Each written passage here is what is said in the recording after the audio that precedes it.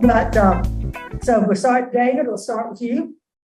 Well, I am chair of the Historical Commission, and I'm somewhat similar. I always look at the staff, and I always look at even other members of the commission as in many ways more involved in some of the historical things than I am. But I have a deep passion for it, and we're trying to move at the commission level on trying to really get some heightened sensitivity to all things history. And obviously that includes NRAC work as well. So.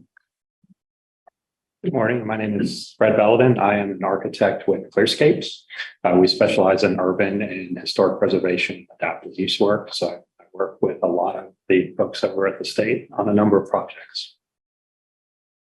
My name is Josie Ward, and I'm an architectural historian and preservation consultant out of Asheville. I'm David Bergstone. I'm from Winston-Salem. I'm a historic preservationist. And most of my career at Old Salem. It's a record architecture. Give odds and ends around other parts of the Piedmont. You may know Betsy Pittman Overton.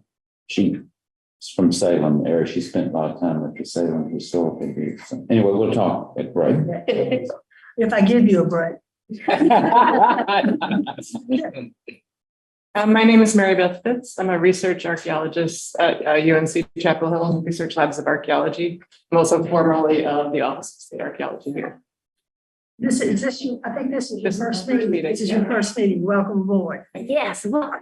And I am Sean Patch. I'm an archaeologist with New South Associates in Greensboro. It's good to see everyone today. Dr. Johnson. Thank you all for being patient with me running in. I'm Valerie Ann Johnson. I'm Dean of Art Sciences and Humanities at Shaw University. Do not go into your office before a meeting. That's all I have to say. And I also serve on the Historical Commission and as chair of the African American Heritage Commission. One other person who's left at our table will start our introduction of the staff. We'll start out with you as the head. Darren Waters. I'm Deputy Secretary of the Office of Archives and History and also the State Historic Preservation Officer. Get to work with this wonderful team. Right. We start in where we start. I'm 13. I'm architectural survey coordinator. I'm Sarah Woodard. I'm the branch supervisor for Survey National Register. Julie Smith, National Register and Survey Specialist. I'm Mitch Wiles, head of the Restoration Services branch. I'm Laura Poole. I'm the Historic Preservation Specialist for the Eastern Branch. Megan Sullivan, State Homeowner Tax Credit Coordinator. I will interject here that Megan is our new staffer, and we're wonderfully happy to have her on board. Justin, I'm the National Register Coordinator based here in Raleigh. And I think we had something over here. Oh, Sharon had gone.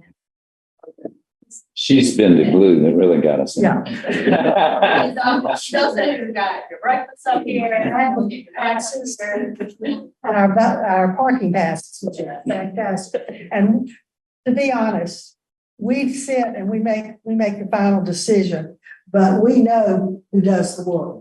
And we just get to come in a couple times a year and read your comments and what y'all have done. So we appreciate all that you do. Okay, Dr. Waters, I'll turn it over to you because you may have something to tell us about. Yes, well, and I'm going to share this with Sarah. But yes, you can see Ramona is not here. This is her first time in 12 years that she's missed this meeting. She's in Charlotte at another meeting. So if she hates to miss it, she sends her regards to everyone. Again, I'll start out by saying, thanking you all for being a part of this committee and the work that you do. It's a lot of work, but as you know, as a historian, I believe it is and I know you all share my sentiment here. It is very worthwhile. So I want to thank you all for doing this work. Secondly, I want to thank the staff, and I do this every meeting, so I hope it doesn't get, just seem perfunctory, but I definitely do appreciate the work that the staff here does. I'm amazed at how much they're able to get done. David and members of the Historical Commission, we have been talking about the needs for this staff, especially this division, for a while. I was just expressing to David just a few minutes ago, and I've talked to Sean about this, Sean. So I deeply appreciate the interest that you all have in supporting or finding ways to support advocacy work for on behalf of the staff. I think that needs to be done. We deeply appreciate, the budget that was passed recently, but not to be to say too much. I could say a lot here, but I won't. I was not happy about the fact that we didn't get what we really needed for this division. Now, I will say that the governor's budget did request more full-time employees for positions for state historic resources, for the Office of State Archaeology and for SHPO, but it was not included. None of those positions were included in the final budget. We're hoping that we can do something about that going forward. There's a real need because the demands on this team, I think, are growing. And the department is deeply committed to, and the staff and the work they're doing are so committed to expanding the people that we touch across the state. And as that happens, that means that the demands on the team is going to increase. So you need the capacity to be able to meet that demand. There is, as you all know, an enormous economic impact from the work that this team does for the state of North Carolina. I was recently reminded of that on the trip that I took earlier this summer to San Juan, Puerto Rico. It was just interesting to see the preservation work that they're doing there. And most people spend most of their time in old San Juan, not in the new parts. They're spending their time there because they want to see the old structures, the things that have been preserved. While I was there, I did visit with our counterparts while I was there, and it was interesting to see that they're fully staffed. A number of people working in that. They have resources that I think that we need here. And I know some of that comes from the fact that they've had major hurricanes and things there. So we don't want that here. But nevertheless, we need to do, I want to see us do more. The state would do more to support the work of this team because it is, the work that they're doing is very important. So I'll get off of that. Hopefully I didn't get myself in any trouble saying that, but I wanted to make sure this team knows that the secretary and members of his staff are advocating really hard for you all and for that work. So anything that you can do, you all can do to support that. We deeply appreciate that. I think probably going to stop there. But again, just thank this team. I was going to go through some things that Mona had provided, but I'm going to let Sarah do that. Sarah's going to take those things. Sarah, I'll turn it over to you. But thank you for giving me that time. All right. Thank you, Dr. Waters. So since we last met, John Wood in our Eastern office has retired. We all miss him terribly, but he had an opportunity to retire and take his talents to the Pennsylvania State Historic Preservation Office and rejoin his wife Nancy, who had already moved back to Pennsylvania several years ago. So Megan Sullivan, as Mitch mentioned, has joined us. Megan is a graduate of the preservation program from the College of Charleston and Clemson, and her thesis was a study of barns. So she's a vernacular architectural good person. Megan, anything you want to say or add? Notice I started here in August, so I've only been around for 2.5 months here, almost, but I'm excited to be in North Carolina again. I went to undergrad here, so I'm back. Excellent. All right. In July, Hannah Beckman Black gave birth to a beautiful baby boy named Ansel, and we assume he is watching attentively today. He came to staff review 2 weeks ago and was really enthralled with Deb and her presentation about a primitive Baptist church, a regular Baptist church. He's gonna be a Baptist scholar. I can feel it. So I'm also happy to report that our staffing is pretty full. We are about to make an offer to a candidate for our file room assistant position, and that should be, hopefully, if all y'all stay around, our last hire for the foreseeable future. This will be the branch's 9th hire in 4 years. So we are all fresh and new now. Thank you all for your willingness to reconvene next week online. Splitting the survey reports off onto their own meetings seems like the lesser of the two evils. The other evil was spending an extra night here and coming back here tomorrow. So we decided to break those off, and I think you'll really enjoy those. We have 3 really nice survey presentations out of that. And we may have to do this more in 2024 as well, as survey projects continue to come in from these survey grants that we have going on. The bigger picture that Ramona wanted to share is that we have 2 new highway markers, one for Seaboard native Reverend Nicholas Franklin Roberts, who was president of Shaw, and then also one honoring the human computers who were part of the pioneering African-American female mathematicians for the U.S. space program. Ramona, Secretary Wilson, and Dr. Waters, plus members of our staff and state archaeology, attended the Preservation North Carolina Conference in Durham last week. Dr. Waters gave our year in review presentation, and Secretary Wilson made a really lovely presentation about our office's work. Ramona and Christy Brantley, who's our certified local government coordinator, hosted a listening session for our next 10-year statewide preservation plan. We have a 10-year preservation plan. And that meeting was well attended. And then you should have a flyer in your little collection of papers there with information about taking a survey online. It won't take long, but it gives me enough. We need to have some input in that state plan. And finally, the UNC School of Government has completed a statewide historic preservation resilience project to foster better preparedness for historic places throughout North Carolina communities. This project was funded through our office using money from our congressional appropriation for hurricane recovery for Hurricanes Florence and Michael. The school of government is going to host some training workshops for this across the state. That's happening in the late fall and early winter, November and December, I believe. If anyone's interested in attending that, just let them know. Thank you all for being here. Thank you. All right, next question. All of you looked over the presentations. Is there anyone who needs to recuse himself on any of the? Yes. I will be stepping out for the Walton Street Park and Pool nomination as I prepared it. Or anyone else?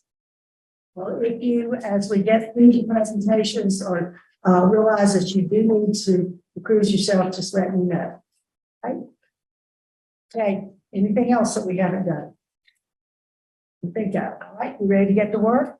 We'll try to get all of the National Register minutes, all of our work, try to get the National Register nominations done before lunch, and then we'll try to break up the study list. I did not ask for approval of the minutes. I'll move to approve. We need to approve the minutes from the last meeting. Yes, that's what I'm. Oh, sorry, I'm sorry. All right. I'll move to approve the minutes. Second. Second. All in favor, please say aye. Aye. Any opposed? The minutes are approved. Okay, let's start with our presentation. We'll be starting with the Western region, and we will vote by region unless there's a reason we need to pull out one of the nominations and discuss it and vote separately. Yeah. All right. So this is not my presentation. This was put together by Claudia Brown. So I want to say thank you to her for the PowerPoint and the script. And I'm going to be delivering her work today. Completed in 1907 and enlarged several times between the 1930s and early 1960s, Woodlawn Mill is located in Mount Holly in far eastern Gaston County, as shown on the map to the left. On the right, the mill's location is at the center of the Black Cross, about a half-mile north of downtown Mount Holly. Woodlawn Avenue separates the mill from Dutchman's Creek, which flows into the Catawba River at the east edge of Mount Holly. The National Register boundary follows the right-of-way adjacent to the edges of the parcel, a residual 3.5-acre tract. The property contains 3 contributing buildings moving north to south: a cotton warehouse, a transformer house, and the factory. The small parcel on the west side of the mill formerly contained an electric substation. The east side of the mill is the main facade. Between the 19th and mid 20th centuries, the late 19th and mid 20th centuries, the textile industry thrived in Mount Holly and throughout Gaston County. And by 1930, the town boasted 10 mills. Beginning in the late 19th century, Mount Holly businessman and textile industrialist Charles E. Hutchinson invested in textile mills around the growing town and eventually owned 6 of them. In 1905, he hired noted mill designer and engineer Stuart W. Kramer to draw up plans for Woodlawn Mill, an electricity-powered textile manufacturing plant and 25 houses for mill employees. Due to extensive alterations, the adjacent mill village, including the single house just south of the mill, was not considered for inclusion in this nomination. In 1907, the mill and transformer house were completed. Woodlawn Manufacturing Company made coarse cotton yarn and later combed yarns. In 1920, Woodlawn merged with Hutchison's American Yarn and Processing Company, and in 1952, a merger with the Eford Manufacturing Company of Albemarle resulted in the creation of American and Eford Inc., which operated 18 plants in the United States and internationally. In this composite floor plan, turned clockwise 90 degrees, you can see the original mill distinguished by the classically detailed crenellated tower, which is a rare survivor. Small additions circled in blue were made on the main east facade in 1937 and on the west side in 1963. Construction of significant additions to the south end of the mill began in 1937 with the warping and winding room, which entailed removal of the mill's original south end wall. This was followed in 1941 by the twisting room, angled to the southwest, and that's shown at the upper left. Offices on the east side in 1953, which is shown on the lower right, and the packing and shipping room at the far south end in 1963, and that is shown at the far left. Significant additions to the north end of the mill comprised the room built in 1944 and enlarged in 1965 for the processing of cotton waste, and the cotton waste machinery room added in 1970. The machinery room originally consisted of 2 units and in circa 2020, a north unit. A maintenance shop was demolished after the roof failed. The roof of the remaining south unit is quite deteriorated, but does not appear to be to the point that this unit cannot be restored or rehabilitated. Due to the topography, the west side of the mill is very difficult to photograph, but here are a couple of views. The interiors are what you would expect. At the upper left, a view of the original mill's heavy timber-framed interior, where most of the octagonal wood posts supporting the chamfered roof beams were replaced by steel columns in the early 1960s. An interior view of the 1937 warping and winding room addition at the south end of the mill is in the middle, and a view of the 1944 cotton waste room addition with steel roof beams on the north end is to the right. The other 2 resources are the 1907 transformer house and the 1950 frame cotton warehouse, which is connected to the rest of the facility by a concrete loading platform. A second warehouse stood on the south side of the poured concrete firewall that separated the 2 buildings, but was demolished around 2020 due to deterioration from water infiltration. In 1959, American and Eford sold the Woodlawn plant to Kimberly Yarn Mills, which was subsequently acquired by Fieldcrest Mills in 1963. The name of the mill was changed to Mount Holly Spinning, and under Fieldcrest ownership, the company modernized the mill, replacing wood posts with steel, installing a new air conditioning system, and bricking in the windows. The mill's chronology, starting as a fairly small, independently owned business that eventually was consumed by a large corporate entity through consolidation, is typical of the textile industry. Woodlawn continued to manufacture textiles until 2002, when Kimberly Yarn Mills shut it down amid the widespread closing of cotton mills throughout the region. The building is now vacant after a period of general warehouse use. In 2014, Preservation North Carolina secured an option to purchase the mill and sold the property to the current owner, Lehigh Holdings LLC, in 2016 with protective preservation covenants for future redevelopment and reuse of the mill. Woodlawn Mill retains a good degree of integrity as a fully realized example of a 20th century cotton mill in the prominent textile producing region of Gaston County. Although enlarged, the original mill retains significant elements of its design, including the crenellated tower, heavy timber roof construction, and rhythmic pattern of segmental arch window openings, most of which are now bricked in but clearly defined. Later changes and additions represent the development of textile production through the mid-20th century, with the introduction of improved fire suppression and sprinkler systems, air conditioning, interior lighting, and the use of fireproof concrete and steel, as well as a need for greater warehouse space, and occurred within the period of significance. Deterioration due to water penetration and deferred maintenance remains confined to discrete areas, mostly within the latter additions, and does not compromise the overall integrity of the mill building. Today, Woodlawn Mill is one of only 2 Mount Holly mills to remain substantially intact, retaining key historical elements of design and construction to represent the importance of the textile industry to the local economy during the early to mid 20th century, and thus meets criterion A in the area of industry.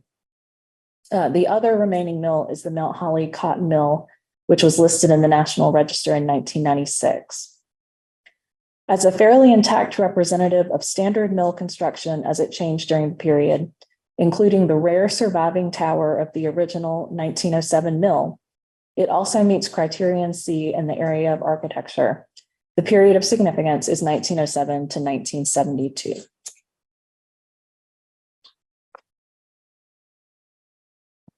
I will hold this, the staff recommendation is that you're following, right?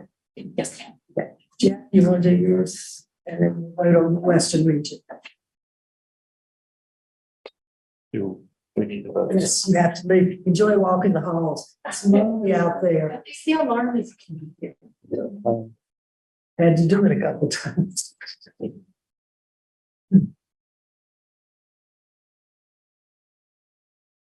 Okay, so before I get started, I just wanted to announce that all the nominations that we presented to you all at our June meeting, including the BK Miller House and the Waldensian Swiss Embroidery Company in the West, the Cone Gray House, the Wimple Shelton House, the Neville House, and the Uzzle Best Farm in the Piedmont Central region, and the Holtz Chapel School and the Franks House in the Eastern Territory were all listed in the National Register.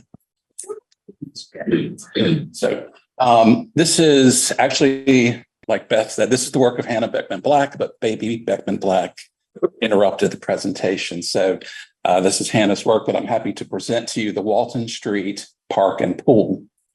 Located in Asheville in Buncombe County, the Walton Street Park and Pool is at the southern end of the historically Black South Side neighborhood, historically referred to as East Riverside.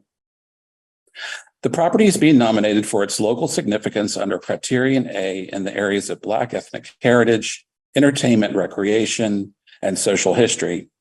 The nomination details the efforts and struggles of Asheville's Black community during the Jim Crow era to secure acceptable land, funding, and support from the city to establish a municipal park with adequate amenities, while white citizens were provided with well-funded municipal parks and pools, such as Malvern Hill to the west and Recreation Park in the east part of town. The period of significance spans from 1939, the year the park was established, to 1973, 50 years ago, as the park remains in use today, and there is no other logical end to the period of significance. So this is a Sanborn map from 1956. You can see the light blue shading that shows the pool to the left, and it's in the lower corner here, and then the bathhouse is in the darker blue. Walton Street Park, originally named Riverview Park, was established in 1939 by the city of Asheville with WPA funds as the city's sole municipal park for the Black population.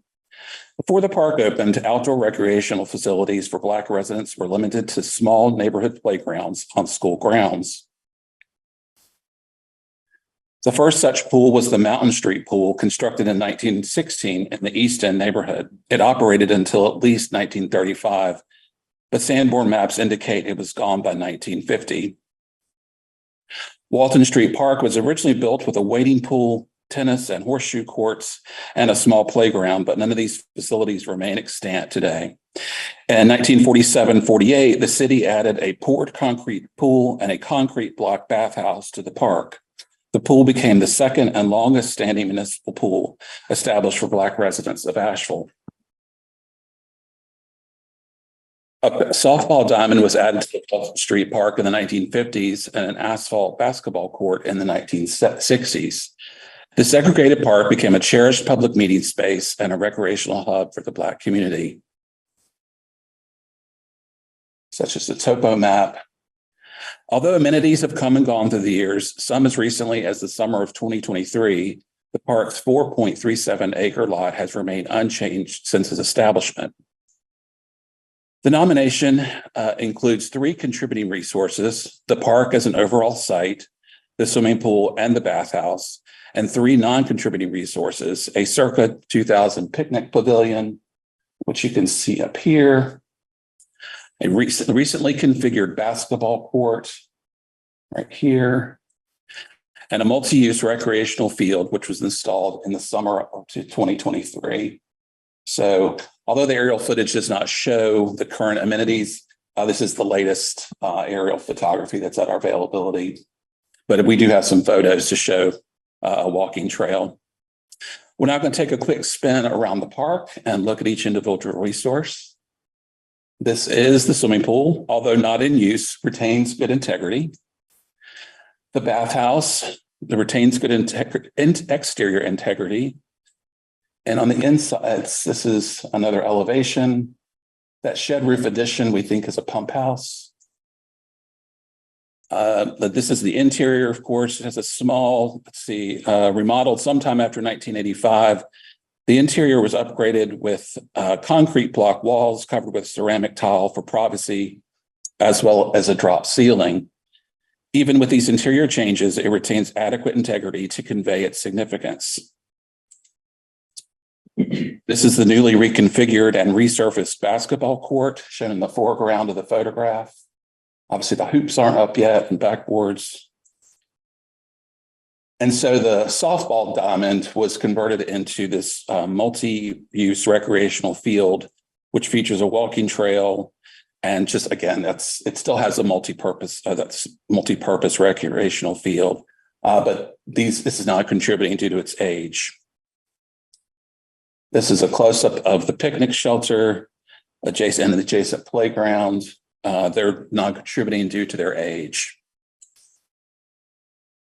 And this is just entrance to the pool. The nominated boundary includes the full extent of the 4.37 acre lot containing the pool, bathhouse, and recreational areas.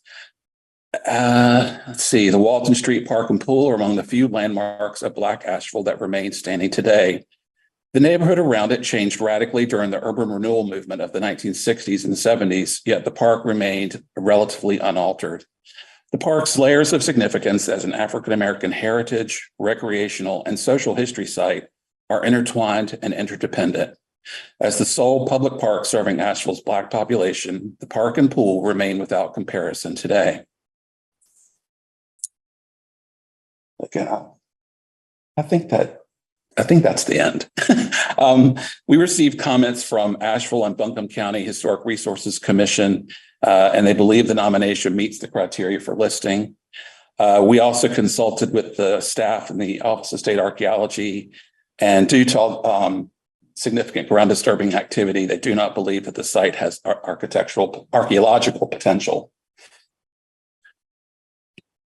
So any questions? Comments? One, we looked at this previously, correct? And their issue then was the property boundary extended onto, and that landowner objected? It was going to be presented, and we had an objection from a private property owner. And because there were 2 owners, one of which was public and one of which was private, our only option would have been to send it on to the keeper for a determination of eligibility. But then the city kind of had put on a fast track. And so the work happened to the physical site quicker than anticipated. So the boundary now does not no longer includes that part of that baseball diamond since it's been disturbed. Meaning it only has one owner. Correct. Yeah, there's only one owner, and that's the city. Yeah. Thank you. Any comments? Are y'all, is everybody ready to vote? Do we, We need to get, point of order, do, Vote on this one first. We should do maybe this one first. I'm sorry, We should probably first because what we, she's out and then she needs to come back in to do the other thing. okay, all right, that, very good thinking, Dr. Johnson. Well, it was like a tag team here. All in favor of this nomination, say aye. Aye. Opposed? Let's have it. Okay.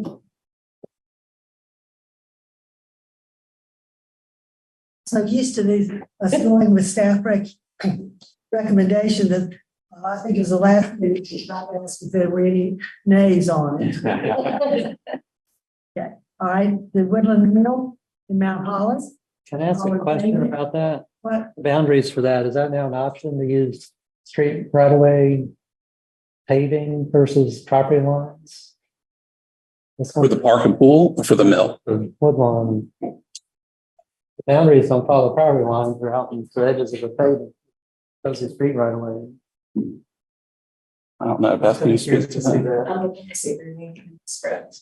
It's really up to the preparer and the sponsor where you want to put the boundary or where it makes most sense based on the history of the resource. I thought they- So sometimes people put it out to Out the further. edge of the pavement. Sometimes it follows. Unless I know the Park Service directly, they said, you gotta stay with the property lines, you're not gonna go beyond. You include all or nothing on property, so that's why I was wondering if it's now an option to go beyond. No, you can go beyond, and you can go, like, you can follow a tree line, you don't have to follow the property. I thought they told us in NHL. They wanted it on the property lines, and they wouldn't cut through the middle of the part of the NR is not picking on that. Yeah. I mean, yeah, the boundaries themselves can be, like Sarah said, they can be natural features as long as it reflects the historic use of the property. So I think that's what you have to consider for the mill. But That mill sits right out, yeah, it's like, pretty, it sits right up at the street. So the map, those, the boundaries go in and out of the property lines. That's why I was kind of curious why that was different than anything else. It's an interesting question though with the right of way, because the municipality in theory, would they ever do something that was so inappropriate that would probably, seems low likelihood. Well, you just repay the street and all of a sudden it's moved through. are y'all ready to vote on the Woodland Mills property? All in favor? Aye. Opposed? I'm sorry, who need to bring that? What, I'm sorry. Who made the motion? Yeah. We did not. So that makes sense. Sorry, it's The been recommendation. a long morning. I understand. Okay, Valerie made the motion, a second. Second. David second, okay? All right, we're going to the central and southeastern region, and let's break this up. Let's do the first two, and then we'll vote, and then we'll have one, and then we'll deal with the others. okay, you are going to see me more than you want to today, but this first nomination in the central and southeastern region is for the Winston Lake Golf Course. See here, it's located in Winston-Salem and Forsyth County.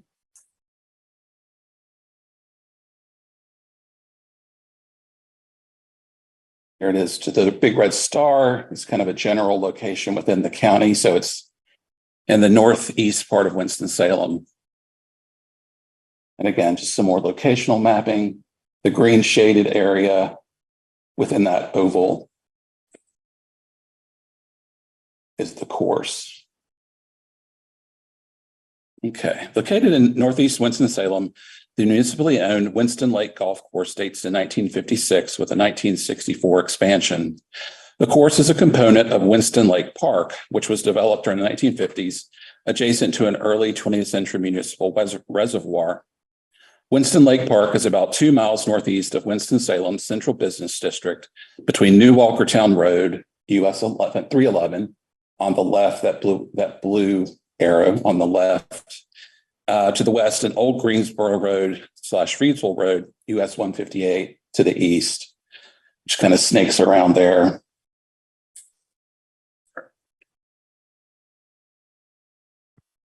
So there's an aerial view that shows the entirety of the 18-hole course as it is today. These are just 6 shots that the preparer took of the various holes.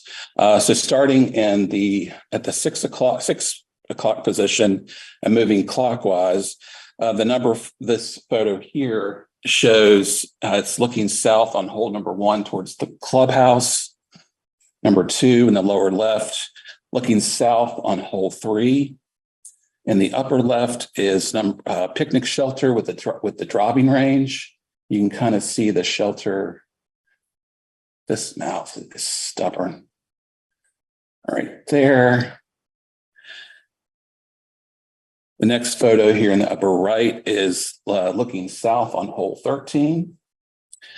And we even caught an action shot there. And then finally in the bottom right is looking north on hole 12. The course is characterized by hilly terrain, narrow fairways flanked by wooded areas, steep cart paths and hazards, including creeks at the base of ravines. Maintenance examples include work on the putting green, irrigation system and tee boxes, as well as cart path resurfacing, on-course comfort station construction, as well as bridge refurbishment, has been sensitively undertaken. These modifications, along with tree removal and pruning to maintain sight lines, are typical elements of golf course renovation that improve quality of play without altering course character.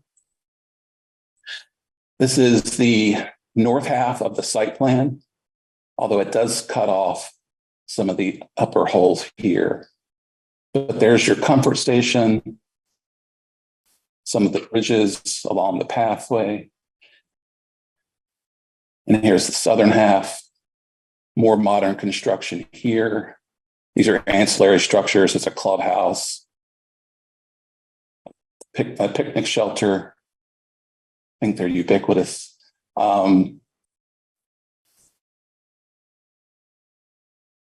And then the remaining slides are pretty much close-ups of some of these ancillary structures. So the chemical storage building, which the white arrow is pointing to it in the site plan, and the black arrow is pointing from the margin onto the site plan. In the lower left is the E. Jerry Jones Clubhouse from 2001, which replaced a 1968 clubhouse building that, despite being enlarged in the 1980s, no longer met administrative and guest needs. So there's a maintenance building. This structure in the upper right corner it's really interesting. They're basically headstones that were found during the construction of the course. And I don't know whether the nomination does not go into whether human remains were found, but rather than leaving them flat on the course, they kind of created this memorial, put it inside of a secured gate.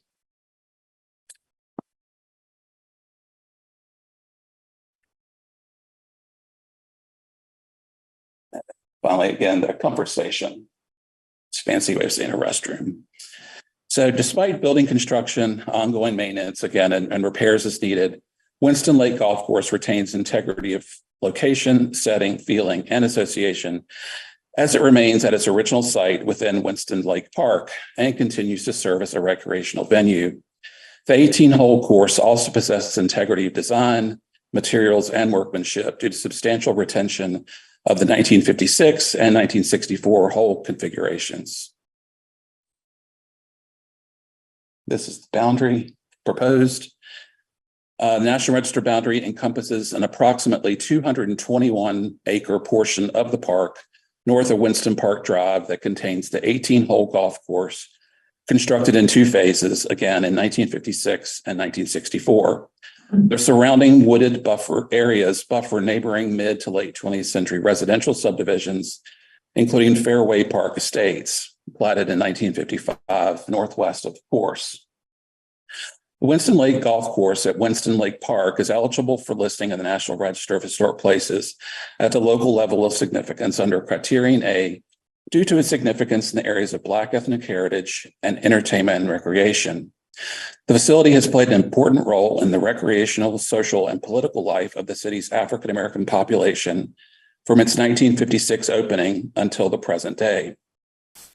Built during an era of de facto racial segregation, Winston Lake Park manifested the city's initiative to equalize rather than integrate its Black and white recreational venues. Before 1956, African American golfing in Forsyth County was limited to private country clubs, including Forsyth and Old Town and the city-owned Reynolds Park Golf Course, where Black caddies were permitted to play only when courses were officially shut down on Mondays or otherwise not in use.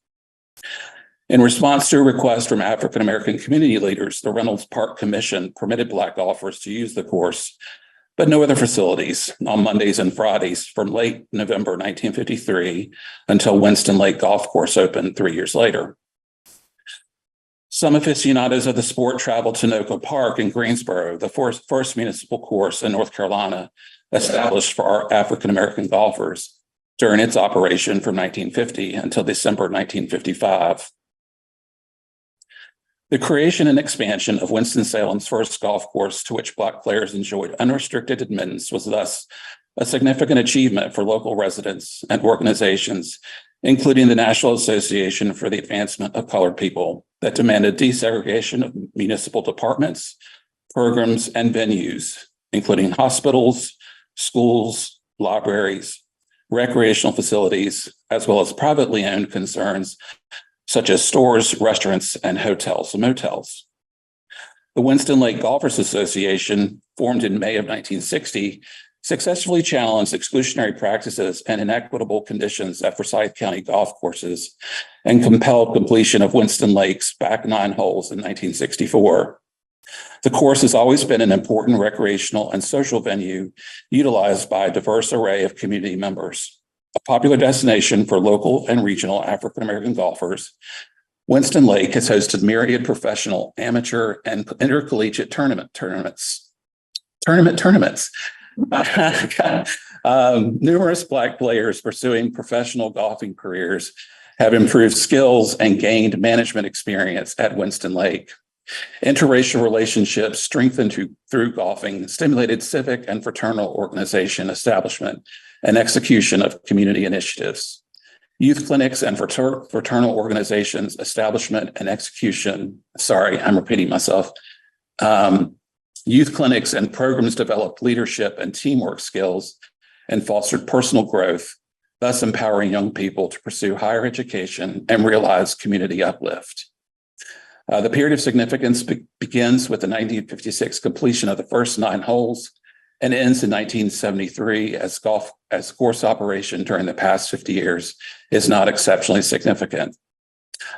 We received comments from both the Winston-Salem Mayor's Office and the Forsyth County Historic Resources Commission in support of the nomination. We also consulted with the Office of State Archaeology, and they did not believe that the site possessed archaeological potential. So that is all for this one, I believe. Any comments? Questions? One question. Didn't we also see this one at a previous meeting? Felt like this seemed familiar to me. Am I the only one? Study list. Okay, that's why. That's why it rings a bell. Okay. Archaeology didn't have any comment, didn't think they would.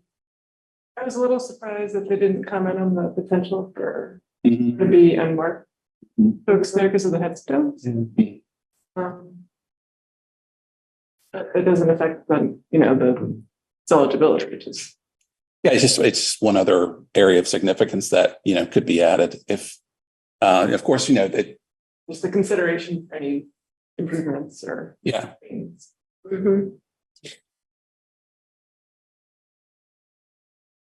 Do I have a motion to accept these two nominations? We haven't gotten to. Oh, I haven't done Mineola I'm yet. sorry. My mind is slipping today.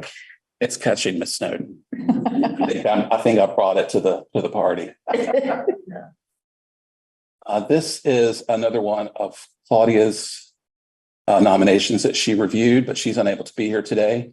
So I'm presenting the presentation for the Mineola Manufacturing Company Mill in Gibsonville in Guilford County. The Mineola Manufacturing Company Mill is located in the heart of Gibsonville, just inside Guilford County. On the left, you see Gibsonville between Greensboro and Burlington, and on the USGS quad map to the right, the red star marks the mill. This map also shows the Guilford-Alamance County line running through the middle of Gibsonville. Due to the mill's location practically on the county line, the historical context for this nomination addresses the development of the textile industry in both counties. The mill is located just across the railroad from the town's central business district, a location that symbolizes the mill's historic importance as the town's primary economic engine throughout most of the 20th century. The National Register boundary follows the right-of-way to encompass the entire block occupied by the mill. An associated mill village was built adjacent to the mill and extends farther southwest. The portion of the village next to the mill, the green space, was dismantled in the early 1950s, and the rest of the village has lost most of its historic integrity. So I think this is quite an understatement. This is a complicated property consisting of 22 counted resources, of which all but 5 contribute to its historic significance. The largest primary resource faces Railroad Avenue, and that frontage is considered the mill's main facade. The earliest buildings are at the southeast end of the block, circled in green. And the most recent properties, all non-contributing due to age, are concentrated at the northwest end, circled and outlined in red. The 1975 to 1977 cloth room / slasher beaming room / tie-in room, marked with an S over up in the left here. The 1979 weave room, which is the T, and the circa 1976 electrical building. Here's U. The refrigerator room and cooling tower indicated by the V, built in 1980, and one of the 3 well houses marked with a P on the map down here in the lower right, built circa 1980. One resource, the cloth storage warehouse circled in blue.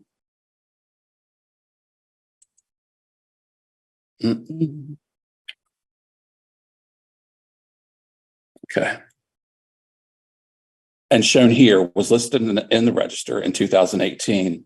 The original 1937 construction is to the right, and the 2 additions built in 1935 and 53 are to the left.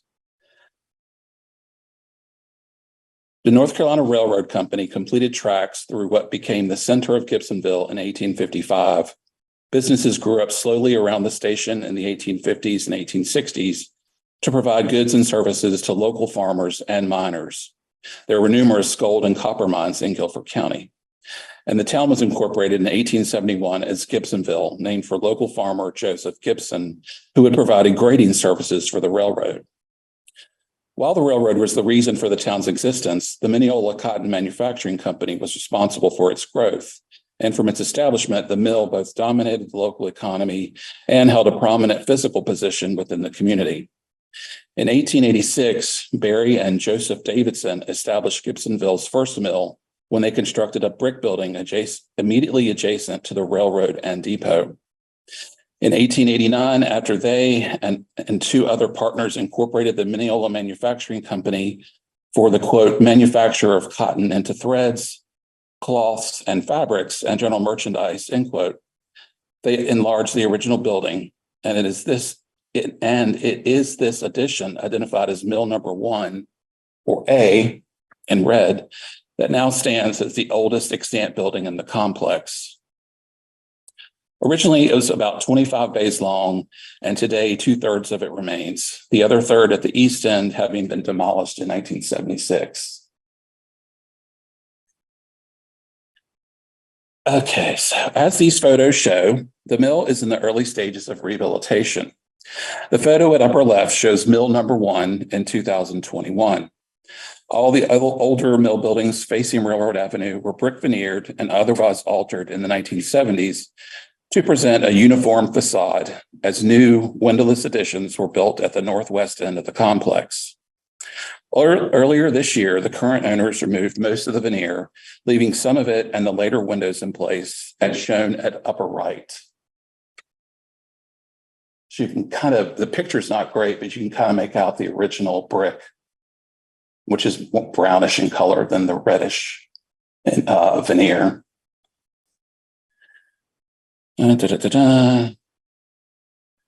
Okay, so then an antique small at lower right occupies part of the building. At lower left is a view of part of the south side of the building, which only had its windows bricked in as the mill was modernized. In 1892, brothers Moses and Caesar Cone purchased stock in the Mineola Manufacturing Company, and by 1893 owned a controlling interest in the firm. By 1900, the Mineola Manufacturing Company was operating as a weaving subsidiary of the Cone Export and Commission Company. The Cone brothers were instrumental in establishing numerous mills and purchasing others, and would build a textiles empire focused on Guilford County. The Mineola Manufacturing Company held a relatively minor place in the Cone family's textile enterprise, but it was the center of Gibsonville's industry and therefore benefited the town. In 1893, Mineola Mill more than doubled in size with construction of mill number 2, shown here, to accommodate a larger weaving department and a new finishing room and spinning mill. As these photos show, 2021 at upper left and recent at lower right, most of the brick veneer has been removed here as well. So you can see the old signage there, the original fenestration.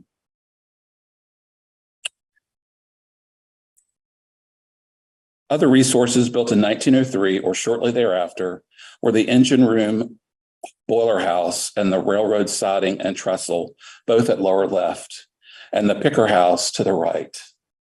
Circular reservoir, lower middle image, and a pump house circled in red. By 1910, the cloth storage warehouse that is already listed in the National Register, as well as the smokestack shown in the previous slide, the dye house at lower left, and the first units of the raw cotton warehouse in the lower right had been added. By 1915, Gibsonville had 2 additional textile mills, the Gem Cotton Mill and Gibsonville Hosiery Mill, but Mineola remained the largest and besides being the major employer, benefited the town by establishing fire protection, water supply systems, and other services. It wasn't until 1923 that the town established its own fire department using the water system put in place by the Mineola Mill. Halfway there. The Mineola plant was enlarged significantly in 1925 with the construction of mill number 3.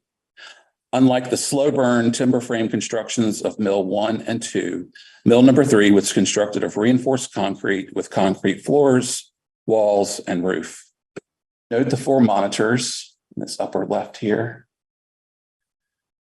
Now boarded over, the large ductwork for a ventilation system was added in the 1950s. Mill number 3 extended to the vertical red line here.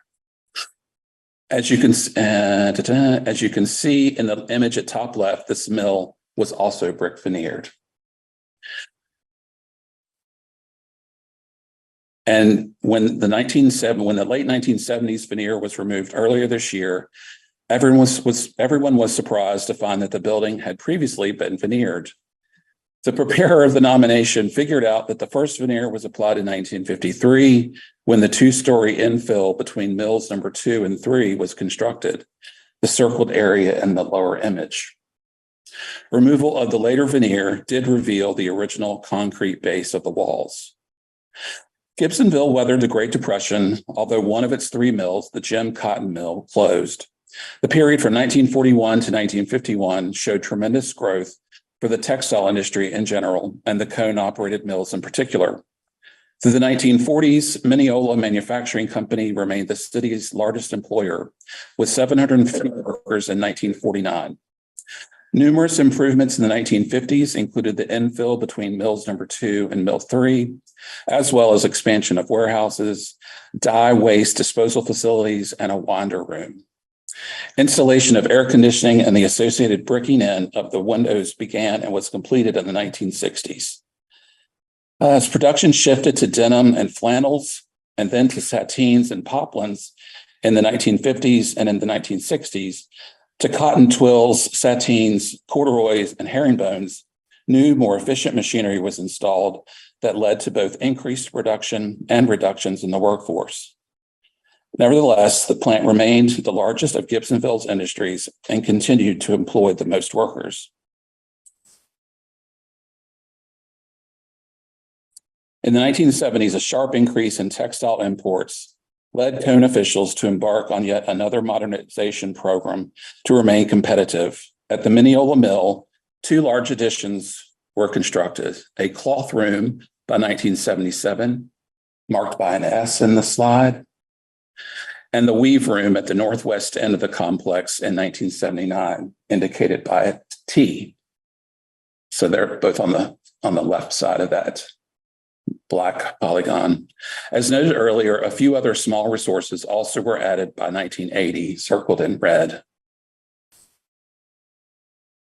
The T-shaped cloth room is at upper left, and below is a view from Railroad Avenue of the weave room. Citing competition from imported fabric, unfavorable business conditions, and the need to consolidate its operations, in October 1988, Cone Mills Corporation announced the closing of the Mineola plant by the end of that year. In 1990, a group of investors purchased the property for operation as Lindley Industrial Park. Since then, Lindley Laboratories, Inc., which produces chemicals for textile companies, has operated in part of the space and has leased portions of the remaining buildings to several small businesses, although much of the plant remains vacant. Can't say that.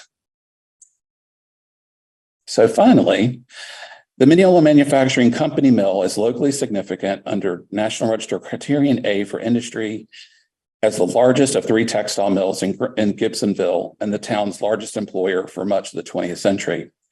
The period of significance is 1889 to 1973. HPO staff consulted with staff in the OSA, and they do believe that the site has archaeological potential. And that is all for that. I'll repeat myself. Would you like any comments on either one of these properties? Are you ready to make a decision? I have a motion. I'd move to approve the Winston Lake Golf Course and Mineola Manufacturing Company nominations. Is there a second? Second those. All in favor? Aye. Aye. All opposed? So, Jeff, your next one. Yes, ma'am.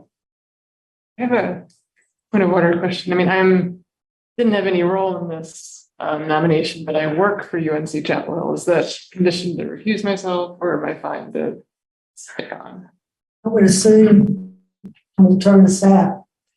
Do you want to so. Yeah. I mean, maybe better safe than sorry. Yeah. Okay. Yeah. Sorry. That's okay. Just occurred to me. Yeah. Yes.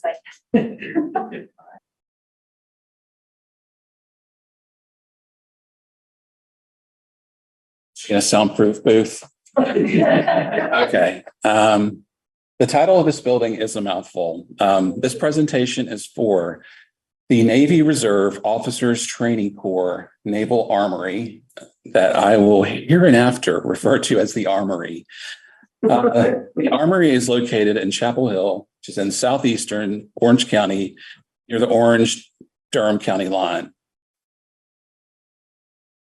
The red star shows an aerial view of the Armory's location in the densely populated town of Chapel Hill, surrounded by National Register listed Chapel Hill and West Chapel Hill historic districts, as well as several National Historic Landmarks, and the University of North Carolina's North Campus.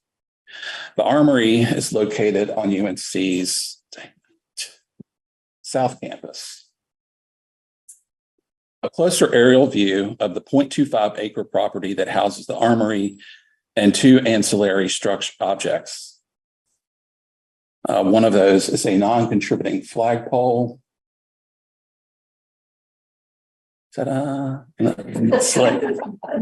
And an anti-aircraft 105 millimeter howitzer gun. Ta-da! Which is contributing. This is the facade. Well, pardon me. This is the facade of the Armory. Opened in 1943, Durham-based architect Archie Royal Davis designed his southwest-facing building in the Colonial Revival architectural style. That's Mr. Davis there, along with his wife Frances in the upper left. The Colonial Revival architectural style is widely seen across the UNC campus. Archie Davis was a North Carolina native, born in 1907, passed in 1980. He was a prolific architect with over 500 commissions throughout his career, which spanned from 1926 to 1980, working most often in the Georgian Revival, Colonial Revival, and modernist architectural styles. His other notable designs include the Morehead Planetarium, the Durham County Courthouse, the Carolina Inn, and the really interesting two roundhouses on South Duke Street in Durham. Okay. He designed churches, houses, all manner of buildings. These are just some other views of the building. This is the portico on the facade on the left, the southwest elevation on the right.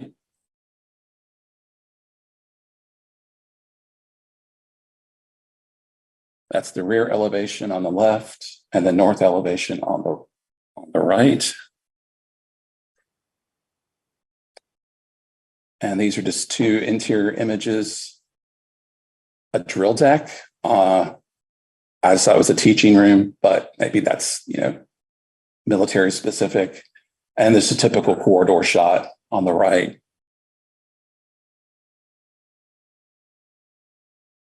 These are some of the historic images found in the special collections at UNC. They weren't identified. Obviously, that's the building in the middle, but groups of officers, maybe obviously nurses.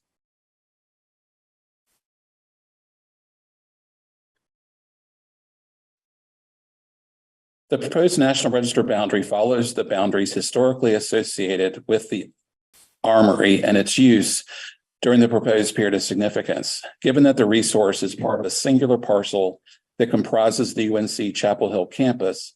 Conventional parcel lines are not present. Recommended individually eligible for the National Register at the local level of significance under Criterion A in the areas of education and the military significance. The United States Navy sponsored the building's construction as part of the war effort and used the building as a training facility, World War II effort. I should qualify that. Used as a training facility for future military officers, the Armory embodies the broad pattern of defense built up in North Carolina during World War II, as well as the changing patterns of higher education during this period. The building's exterior remains unaltered since its original construction. And although the interior has been subject to changes in order to maintain adequate mechanical systems, infrastructure, adequate integrity is retained to convey its historic association. The proposed period of significance is 1943, its opening to 1970, which corresponds to a lot of anti-war protests, one of which that happened on Chapel Hill's campus, which was inspired by the Kent State Massacre. Demonstrations led by students against U.S. involvement in Cambodia on May 5th, 1970, 2,000 students marched from Polk Place in a loop that brought them past the Armory building. Once there, protesters rushed the flagpole, lowering it to half staff for those students killed at Kent State University just a day earlier. Our office received letters of support from the Chapel Hill Human Resources, Historic Resources Commission, as well as the mayor of Chapel Hill. We also received a letter from the University of North Carolina requesting that the nomination be denied or at least postponed until the February meeting. Now, I can read the letter in its entirety if you would like. I'm feeling every one of us sitting here has already read the letter. Okay. So unless anybody wants to hear it again. I'm happy to read it. So yes or no? I didn't see anybody say they needed it read. So Okay. Okay. Well, that's all I have for this one. The staff recommends.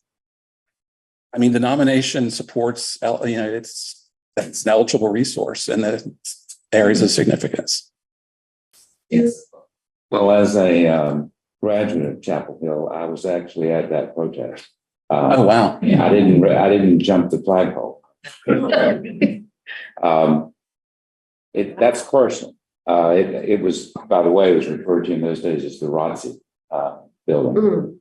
And it was a huge contingent, even in my day, of naval ROTC students at Chapel Hill. Ironically, just within the last month, I'm reading John Meacham's biography of George H.W. Bush. He was shot down in the Pacific. He began his naval career in Chapel Hill at the ROTC. I understand. And that Barbara Bush, his wife, they write in the book that she had taken a train to Raleigh and they took the bus on 54 to Chapel Hill and spent a couple of nights in the Carolina Inn, which is across the street. So that was George H.W. Bush's first assignment in his military, which I thought was interesting. Yeah, I mean, it certainly as a personal to it. I don't object to the eligibility part of it, but I'm curious with the objection from the university, what weight, if any, do we need to give that? Well, we can approve it, we can disapprove it, or we can do as they ask and postpone it. But if you postpone it, you expect some action. And the letter says that So a question for staff then, if the university owns it, they're the property owner and they object to it. You can still. They're a public entity and it's a public facility. So They can't. federal code does not, it's a private property. Postpone what's going to happen between now and February. Yeah. And I don't know the answer to that. I don't either. I mean, I'll just read this passage. It said, should the committee not be inclined to grant the university's request to deny the nomination, we request at a minimum that the committee postpone its review from the meeting scheduled for October 12th, 2023 until the next meeting, February 8th, 2024, to allow for additional discussion and consideration. The university would welcome the opportunity to submit additional information and or participate in additional discussions regarding this decision, should it be helpful, and appreciates the opportunity to provide its perspective on this important issue. The ROTC, I think, Alumni Association is who sponsored the nomination. I don't think that's something that we can't disclose. So. Is the presumption in underlying all of this that the university board is feeling like we're meddling into their long-range plans, or they want to be in control of this? Is that the gist of what the objection? That, or they will have another use for that area, which is a possibility. Oh, exactly, and because that's been a lot of construction around it, bulldozing old chemistry buildings and all that stuff. I don't know. I mean, I don't need to share. There is some political aspect of governance at the university level at this point. So it might be a dean that we're trying to poke. Into But the business. I personally would like to proceed on with it, personally. Certainly, I think it's almost outrageous that this wouldn't be considered legitimate. I agree. I don't see any value in postponing it. I don't know what what different information we would look at in the future that we don't have now. I also agree, and in light of our historical commission wanting to elevate history in North Carolina, however you feel about ROTC and the building, it's significant historically too. I mean, just that little bit you shared right now is something to be considered. I mean, anecdotal information like that, yeah, it just provides a more personal, I don't know, I guess it makes it more relatable. You know, it's like conducting an oral history of a family that's been in a house for generations. But The letter implied the university was not told that this process was going on until the last minute. So I guess my general significance aside, is there any expectation of a proper way to behave or move ahead with these, i.e. nominating properties not owned by the nominating party? Really, That gives me pause, but in fact, anybody can propose any property, whether they own it or not. Now, if the person proposes, say, a property that is not, that they do not own and the owner objects, then normally it does not go by. But what makes the difference here is it is part of the UNC system, which is a publicly owned building. And so therefore it does not fall under that category. So. I mean, if their contention is more clerical in nature in terms of timing, they would appreciate, you know, the consideration of having this internally discussed, whatever. I get that. I'm also worried about as they say, poke the bear around the politics of all this stuff that unfortunately we live with at every level of government now. So it is what it is. So I guess the question back to staff is what potential risk do we have to postpone, just as a courtesy to the university? So, just to briefly address the notification, if they get notifications, they receive notifications just like every owner does. It's set timeline for that in the process. And it's sort of, in this case, it was really kind of up to the sponsor to have conversations with the university ahead of time. In terms of a risk, I mean, I can't really speak to that. You know, like Ms. Snowden said, y'all can approve it, defer it, or not approve it. The nomination makes the case in staff's opinion, makes a successful Absolutely. Valid case. My question, you know, I think if I was in your seat, that I would want to think about is what is deferment going to result in? And they are not a private owner, so their objection would not stop a nomination. So, you know, and one thing deferment would get you is just some goodwill and some, you know, being nice to a, you know, fellow public entity. So that's always nice. Is it gonna ultimately change the outcome? No matter what information they bring to y'all, it may convince you to not approve it, but you got a good strong case to approve it in front of you right now. So I have a point, and this is more practical and on about staff. I know there's considerable pressure to move these nominations through and to get things done. And I'm not saying we need to be hasty, but I do respect the fact that a lot of thought, a lot of energy and time has already gone into it.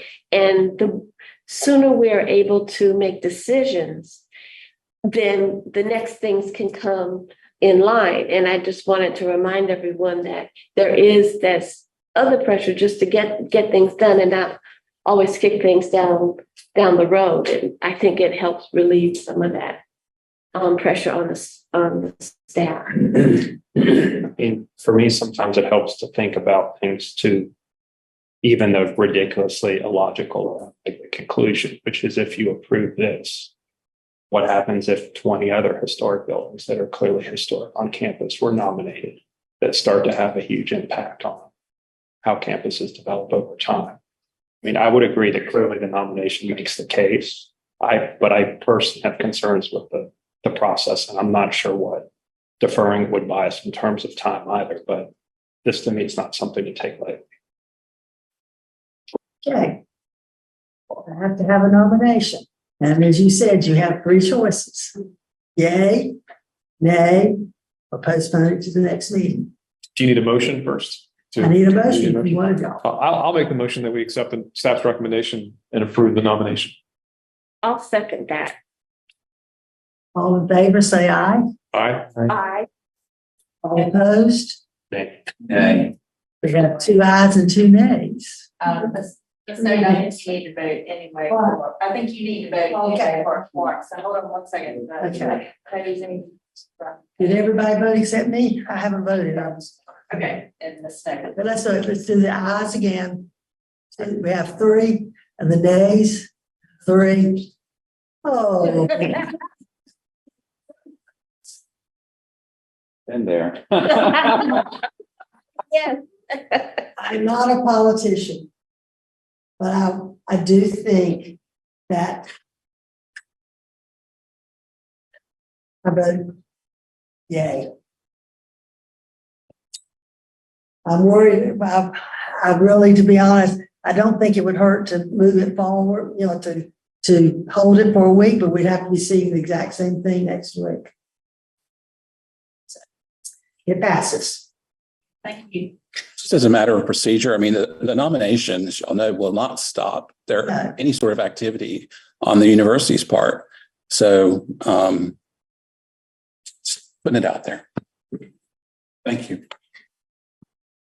If I may say so, if there does appear to be stronger reasons, and this is creating more angst than we need to have come at us, we ought to at least have some way of hearing the matters. Yes. What's going on? Why the objection beyond just the letter? Since we're going to Public hearing. Yeah, I mean, I think certainly better. Was it nice? Those 2 public hearings on it. It's just, so what's called City council. recommended? No. So there is still. All right, now we'll come back. Can we bring back Mary Beth? Here she's coming. Go ahead, I'm sorry. Mary Beth's coming back.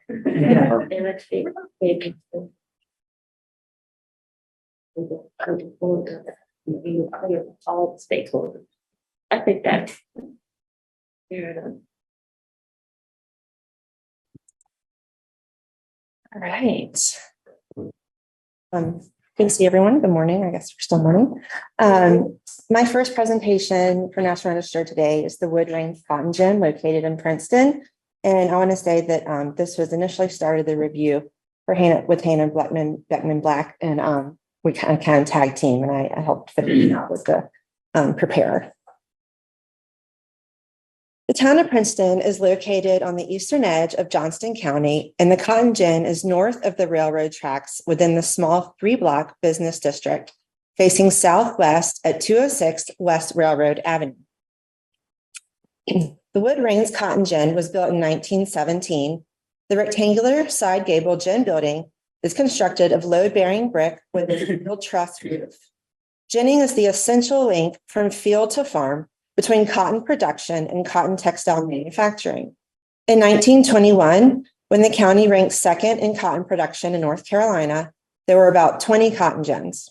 During the 1982 Johnston County Comprehensive Countywide Survey, 5 cotton gins were recorded, and since the update in 2005, Only two are thought to have survived. The cotton gin operated from its construction in 1917 to 1946 as the wood cotton gin, then to 1960 as the Rains cotton gin, until cotton production plummeted in North Carolina due to the introduction of synthetic fabric. The Wood Rains cotton gin retains a high degree of all 7 aspects of integrity on the exterior and interior. A few exterior features have been altered in over a century of use. The main block is completely intact. Almost all original window shutters are still in place, and all doors are original. The ruinous rear L and loading dock shows the most wear and tear. The interior retains its division into a large 1-story space and 2-story loft, which we'll see in other interior photos. The building sits approximately 20 feet north of West Railroad Avenue on an approximately 1/2 acre parcel. It is the same parcel purchased by Wood Grocery Company in 1916 and acquired in 1946 by M.B. Rains, and now owned by the Theo C. Rains Revocable Trust. The boundary includes 3 resources: the main contributing cotton gin building. In the rear of the property, there's 1 non-contributing site, a concrete foundation of ruinous small outbuildings, and 1 contributing structure, a concrete block ramp.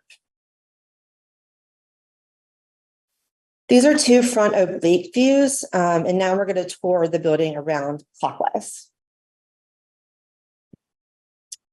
Coming around the west side to the northwest corner, you can see the non-contributing ruins of a former outbuilding in the bottom 2 photographs. To the rear and east side, note the concrete block ramp and a wagon passage on the end of the building, which is a signature element of a cotton gin building. Some details of the exterior include sliding door to the wagon passage, front elevation, and the loading crane on the west end loading dock. The current floor plan includes interior and exterior features, minus the ramp, which is just off the page on the top right. Here's an interior view looking towards a concrete platform at the west end. A signature ensemble of early gin machinery is in the loft area. All ginning equipment in the 1-story space was removed when the building was converted into grain storage in the mid-20th century. Another interior view highlights the full height 2-story loft space, as well as the gin stand seen here on the right.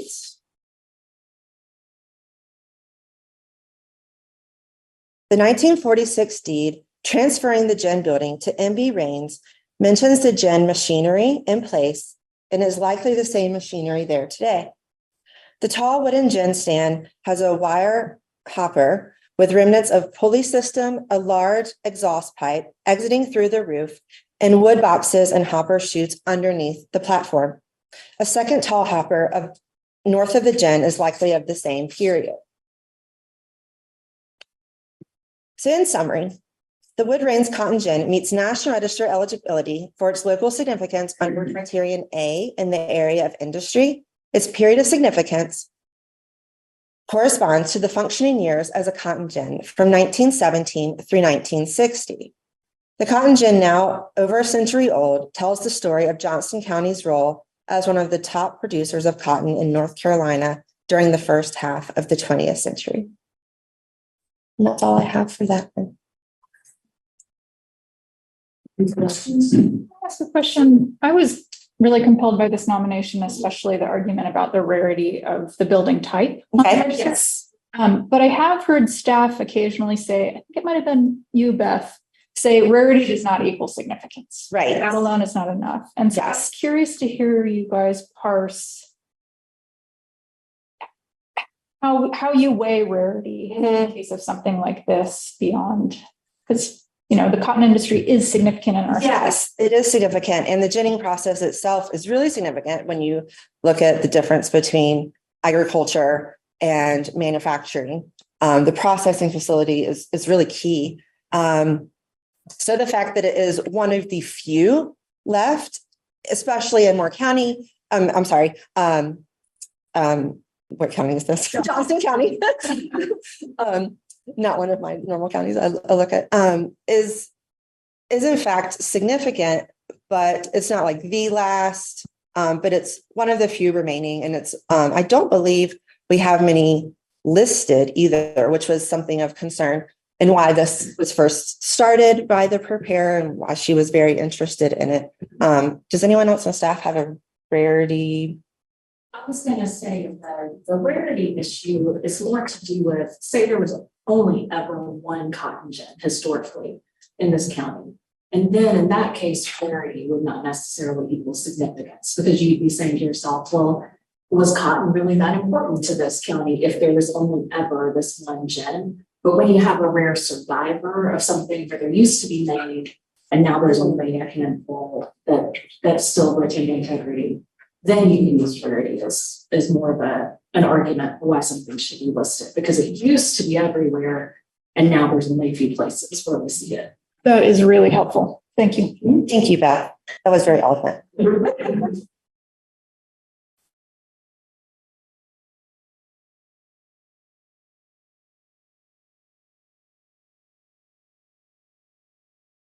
Pull up my second presentation now.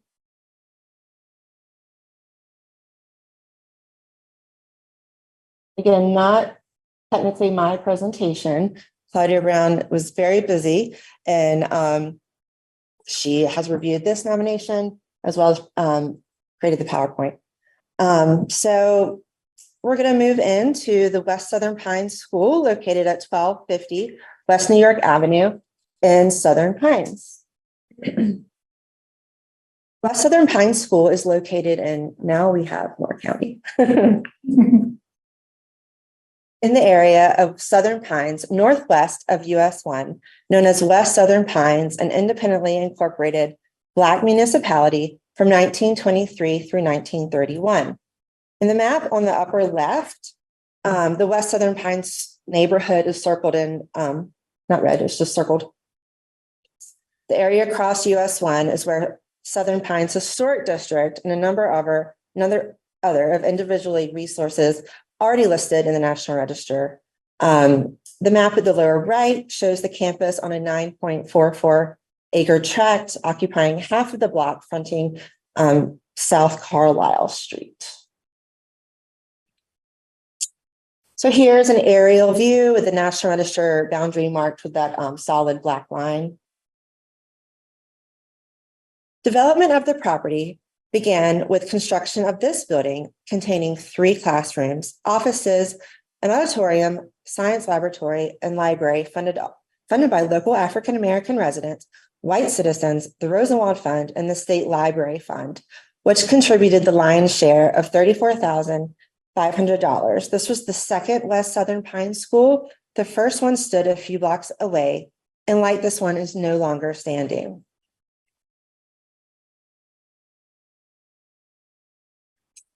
Let's see, the 1925 school, which you saw on the other slide, was located on the east corner of campus, now occupied parking lots. 11 primary buildings span the campus, all contributing except for 2 due to age. Although stylistically, you will see one is similar to the buildings that are at least 50 years old. 6 classroom buildings and the cafeteria are located on the west side of the service road that bisects the campus. I don't know if the mouse will show, but it's right along in here. And let's see. And the gymnasium, auditorium, administration building, and library and classroom buildings are on the east of the service road. Concrete walks and flat roof breezeways connect buildings. There are also 3 small storage sheds and 2 small playgrounds, all non-contributing due to their fairly recent age. The 9 buildings erected on the West Southern Pines School campus from 1951 through 1966 manifest the Southern Pines Board of Education's efforts to equalize rather than integrate its Black and white campuses. All display the functional modernism frequently employed in mid-century educational architecture. Raleigh architect William Henley's Dietrich's firm rendered drawings for the 1951 gymnasium. Southern Pines architect Thomas T. Hayes Jr.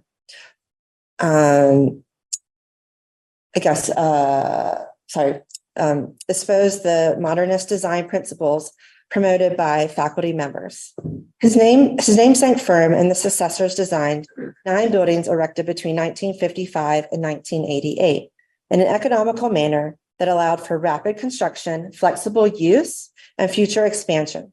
The campus exemplifies the North Carolina Department of Education's initiative to supply students with spacious, well-ventilated, and aptly lit instructional areas.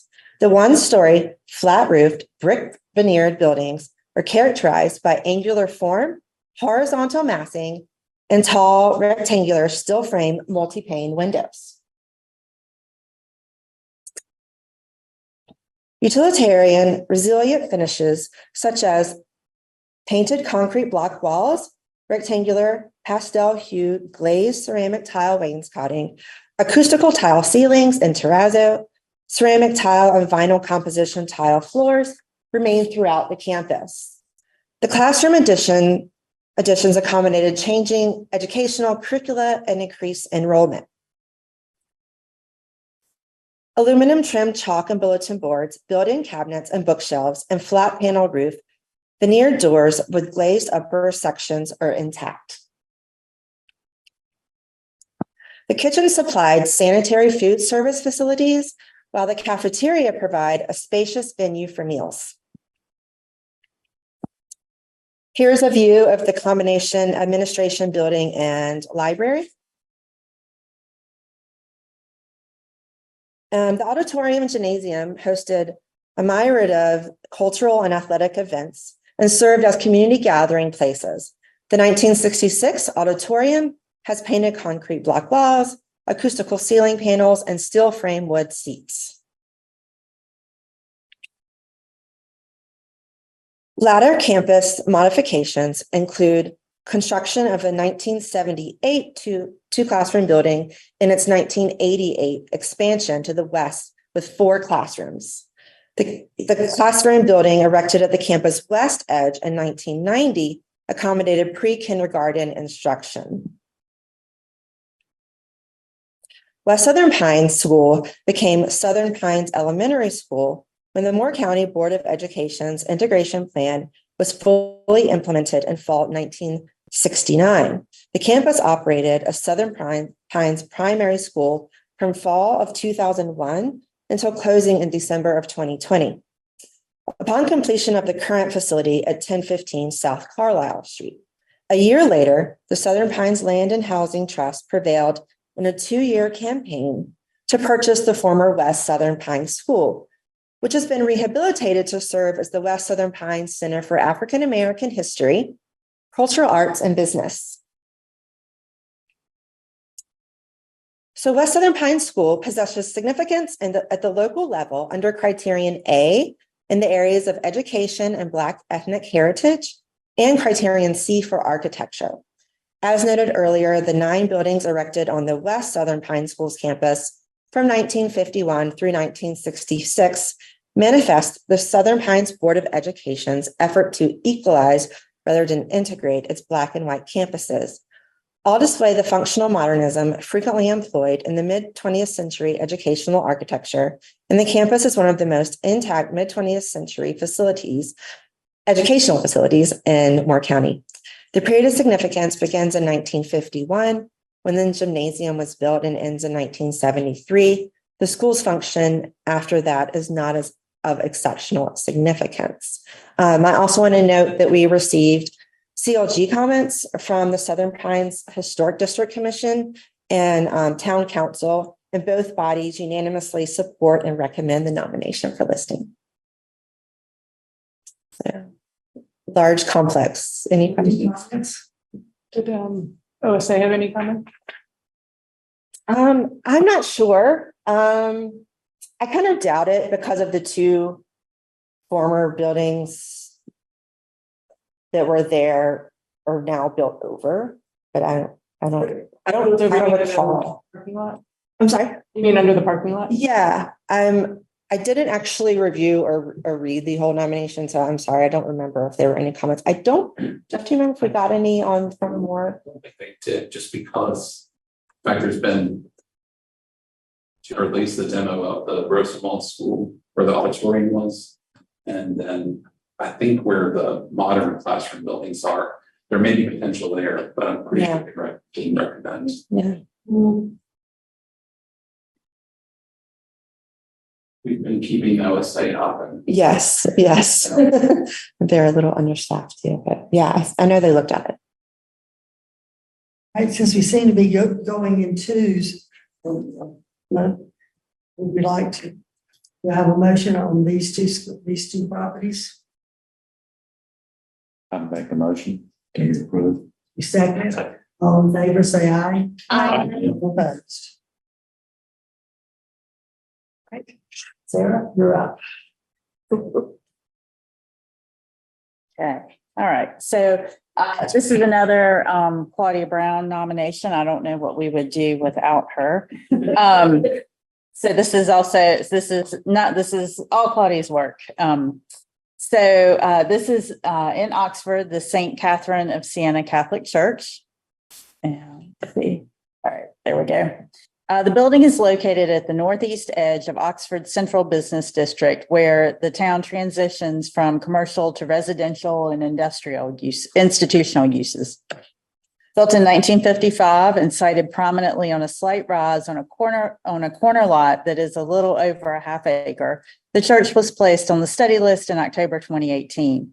St. Catherine of Siena Catholic Church, or simply St. Catherine's, is being nominated for its local architectural significance under Criterion C as a rare example of the Spanish eclectic style in Granville County.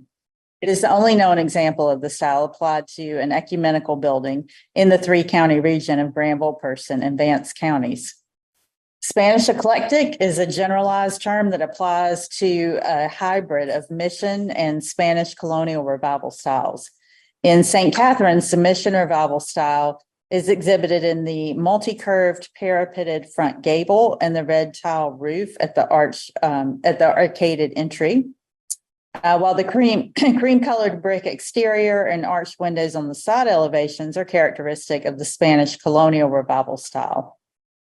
As modernist style architecture grew in popularity for residential, office, and governmental buildings by the mid-20th century, especially in the state's larger cities, the application of Spanish eclectic was really limited in small cities, towns, and rural areas where other revival styles, often with pared down detailing, remained the most common styles for religious buildings throughout the mid and even late 20th centuries. So let's walk around the building in a clockwise direction, beginning with the image at the upper left and proceeding clockwise on the screen. At the north end of the main block, behind the sanctuary, and the two flanking wings contain meeting rooms, offices, and a kitchen. The west wing originally served as living quarters for the resident priest. By the turn of the 20th century, Granville County had a small Catholic community. Lacking a church, communicants traveled to Henderson or Durham for services. And when priests traveled to Oxford from Richmond, services would be held in private homes. Then beginning in 1942, services were held in St. Peter's Chapel, which was a, quote, mobile Roman Catholic church, occupying a railroad car that was sidetracked approximately 1,200 feet from the site of this current building. By 1953, plans were being made for a permanent structure. The site was acquired, and in 1955, Greensboro contractor George W. Kane erected the church according to plans by Greensboro architectural firm Andrews and McGeady. These photos were taken during construction and shortly after completion. St. Catherine's is nearly identical to two other Catholic churches in the state, the 1953 Our Lady of the Highways Catholic Church in Thomasville, and the 1933 St. Jude's Catholic Church in Grifton. Except for a square tower at the front corner of the church and decorative parapets on all four gables, the Thomasville Church, which is the one on the left, was designed by James McGeady, is identical to St. Catherine's.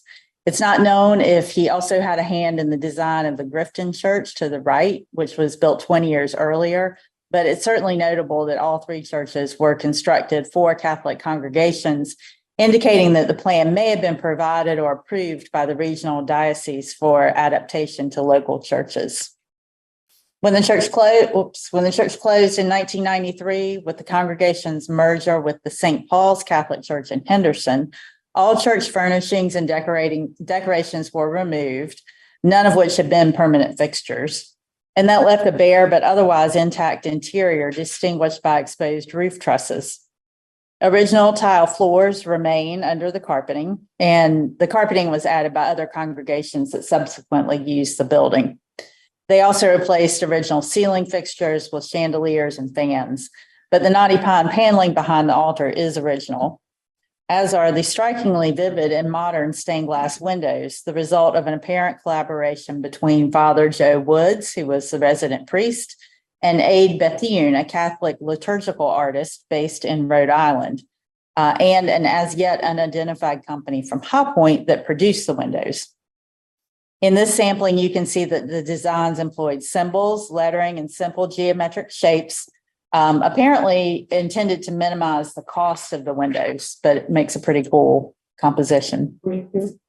When the first services were held upon completion of the building in 1955, the stained glass windows, furnishings, and decorative elements had not been installed, although the basic format of the windows was evident in the placeholder windows, which had plain glass. By April 8th, 1956, when the church was formally dedicated, all of those features were in place, including painted panels by Aid Bethune, which are shown in the photo on the right. Despite the loss of furnishings and minor exterior changes consisting of replacement vinyl windows in areas north of the sanctuary, removal of a cross at the apex of the front parapet, and removal of the statue of St. Catherine that occupied the garden niche in front of the main entrance, the building retains sufficient integrity to meet criterion C for its architecture. It is significant at the local level, and the period of significance is 1955, which is the year of construction. We'll also note that Oxford, as the certified local government, has expressed their support for the nomination. Any questions, or shall I move ahead? I've got a question, but it's a rail car. I don't know. I would love to know, and I don't know. Okay. Go ahead. No, I was just gonna say, as an Oxford resident, that it's gone through several changes in terms of ownership, but that I've encountered folks who will say, I used to worship there as, they loved it, and they said, I hope it's never torn down. Yeah. That kind of sentiment. And the other stranger thing, local folklore, because I have not verified this yet, is that hill was also, before the church was there, was where they would hang African Americans. Oh, goodness.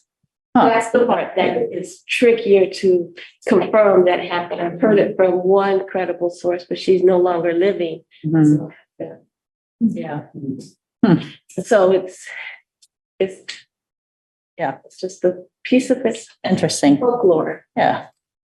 Mine was just more curiosity question. The white masonry wall up front in the stairs, kind of unique. Does anybody know anything? I think that's where the statue of St. Catherine was. Yeah. Yeah. I'm pretty sure that makes sense. All right. The Irvin Building. And this is one that y'all saw a study list for not too long ago, so it may be familiar. The Irvin Building is located southeast of downtown Charlotte in Mecklenburg County. The 7-story building is eligible for the National Register under criterion B for its association with developer Charles Irvin. So here we are in Charlotte, and you can see downtown up in the top left corner. And then that's the boundary. Charlotte grew up at a crossroads of trading paths that put it at the center of commercial and economic development really throughout human history in North Carolina. After World War II, the influx of returning soldiers, growing middle-class wealth, and affordable personal transportation sparked suburban building across the country. One of those veterans who turned his eye specifically to the Charlotte suburbs was Charles Irvin. Irvin was a native of Rutherfordton, and after serving in the Navy in World War II, he joined his brother in Charlotte with the intention to run grocery stores. But Irvin was also a mason by trade, so he started building his own home in Charlotte in 1947.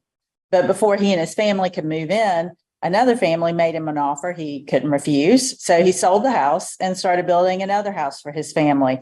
But the same thing happened again. So that sort of sparked him to turn toward construction full time.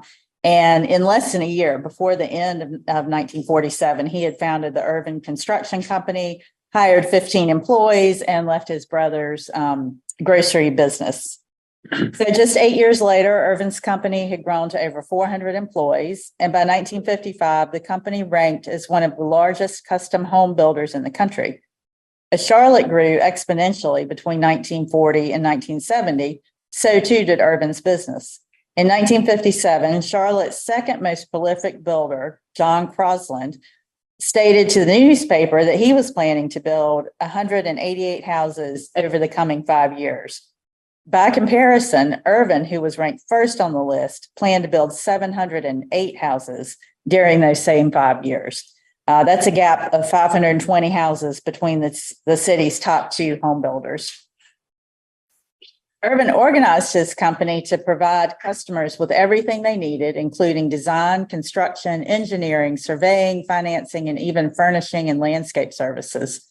Most of his customers were white, but in 1954, he also began building for African-American clients using his status as what was called an operative builder to have his Black subdivisions qualify for federal housing administration loans.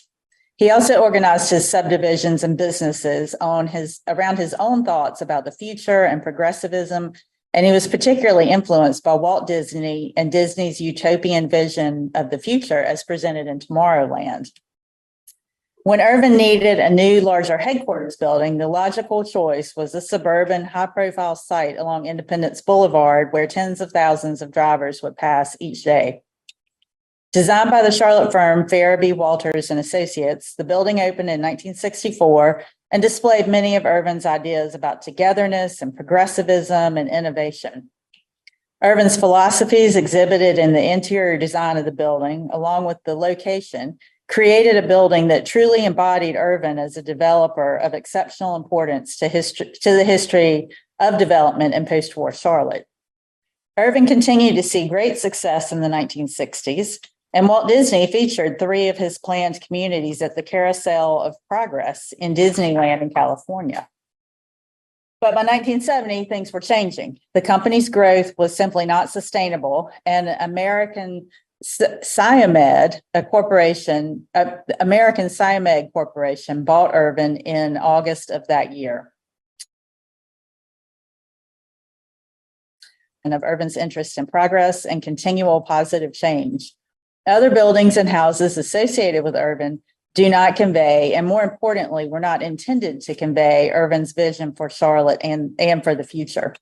The Irvin building meets criterion B for its association with a developer of exceptional significance in the history of Charlotte. Its period of significance extends from 1964, when the building opened, to 1970, when the Irvin Company was purchased. Yep. I have 2 comments on this nomination, neither which quibble with its eligibility at all, but one this would have been such a stronger nomination if it was also under C. Mm-hmm. Do you have any insight into whether that was suggested? I don't know. Jeff, did you have any? I think when we did the study list, we suggested B and C. Especially its role on independence, which is part of the nomination, but the nomination just doesn't focus on its architectural context, but bringing the modernism out of the downtown core, establishing the Independence Boulevard corridor as sort of an extension of the downtown sort of typology, and then the design and the local firm. I just feel like I have that in this nomination. I was sort of surprised when they came in with just the B argument, but you don't have to list it under everything. and listed it under one is listed. It's listed. And I don't know, I'm guessing that there's a lot of modernist stuff and a lot of post-war stuff in Charlotte. It may have just been more expedient to be alone, but. All right. And my only other comment would be that the nomination says it retains a high level of integrity, and that seems maybe like an overstatement. Yeah, do you have any? I mean, obviously there's signs of neglect, deferred maintenance, but I mean, I think general form, and you can still detect that it's, vertical star protection. But yeah, I mean, hopefully, whatever the plans for the future are include a little bit of paint, stitch on, and all that stuff. Any other questions? All right, we will roll on. All right. Ridge Road School. This is another one that only recently went through the study listing process. So Ridge Road School is located in north central Orange County.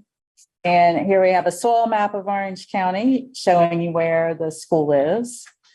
And this is the National Register boundary for the school. The church you see just to the north is Jones Grove Missionary Baptist, and that served the Ridge Road community also.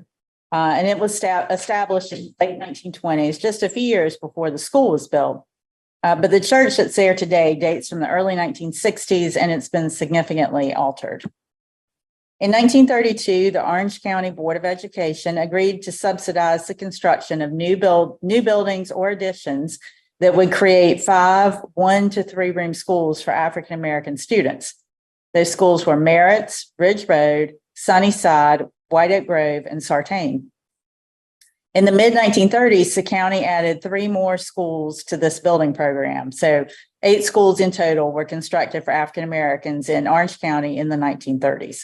All were simply finished buildings that followed standardized plans or slightly modified standardized plans provided by the State Department of Public Instruction. The board allocated $500 for the construction of a new Ridge Road School to replace an earlier building.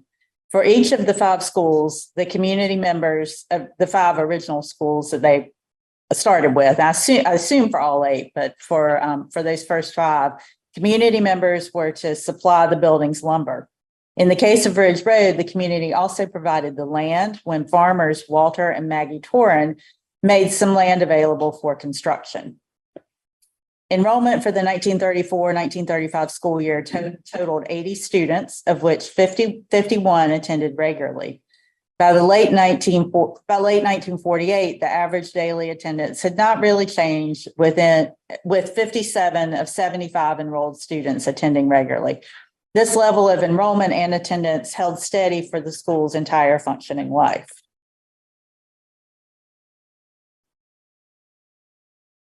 Ridge Road has suffered from neglect and has had some modifications, but in general, it retains good architectural integrity. Of those 8 schools, 1 was brick and it still stands. 1 other remains standing, but has been radically and unsympathetically altered into apartments, and the other 4 have been demolished. In 1951, the county distributed Ridge Road students to Central High School in Hillsborough and to 2 new elementary schools, Cedar Grove and Eflin Cheeks. From that point forward, the Ridge Road School began serving the community as a gathering place, hosting civic meetings and educational programs. Eventually, the Torin family conveyed the property to Jones Grove Church. In conclusion, Ridge Road is eligible for listing in the National Register of Historic Places under criteria A and C in the areas of Black ethnic heritage, education, and architecture, with a period of significance covering the building's use as a school from 1932 to 1951. Questions? Questions? Another one where I was wondering if Alyssa had comments. They have comments. We have the Catholic Church, the Irwin Building, and Ridge Road.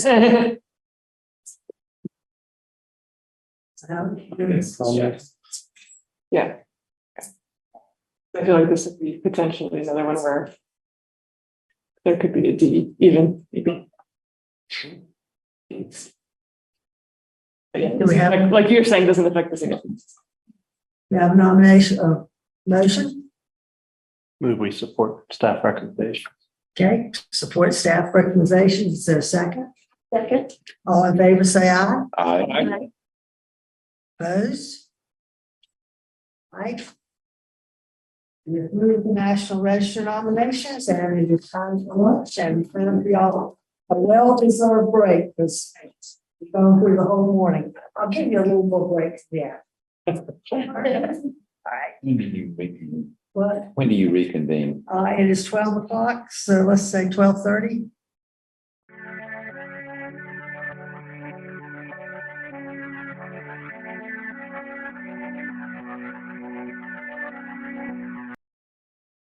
Hey, so I'm starting off the study list applications for this afternoon.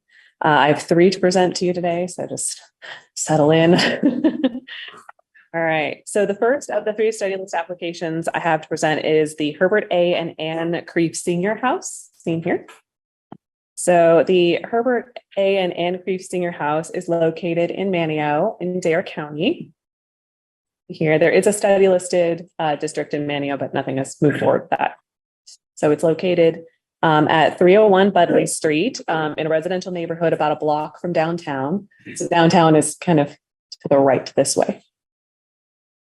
And the house is represented by the star there. Okay. The Creef house was built for the Creef family in 1940 and was designed by renowned Norfolk architect Alfred Lublin. Lublin was born in Kassel, Germany in 1904 and studied architecture and engineering at the Technische Hochschule, excuse my terrible German, in I think it's Charlottenburg. When Hitler came to power in the 1930s, Lublin, who was Jewish, fled to first Paris and then moved to New York in 1936.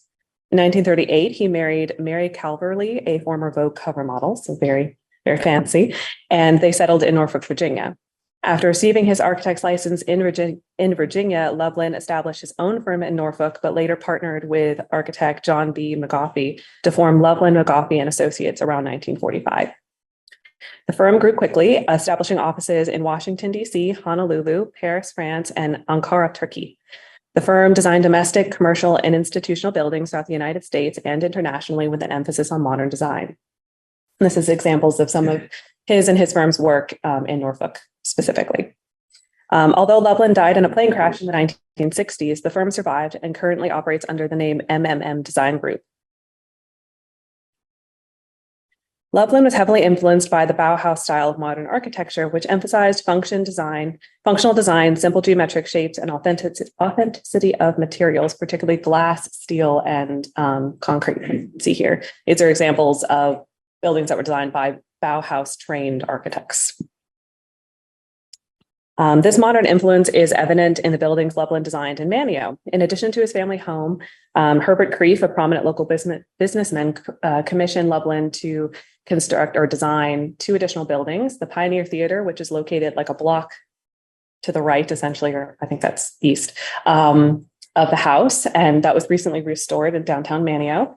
And then also the Hassel and Creef Motor Company, which is kind of a block in the opposite direction. So all on that Budley Street. All right, so now I will take you on a quick tour of the Creef house, starting with the exterior. The Creef house is a 2-story concrete block vernacular international style house. It's clad in a brick veneer and features multi-panel casement windows with the exception of a glass block window on the 2nd story. You can see in that bottom center photo in the stairwell there's some glass block instead of a casement window.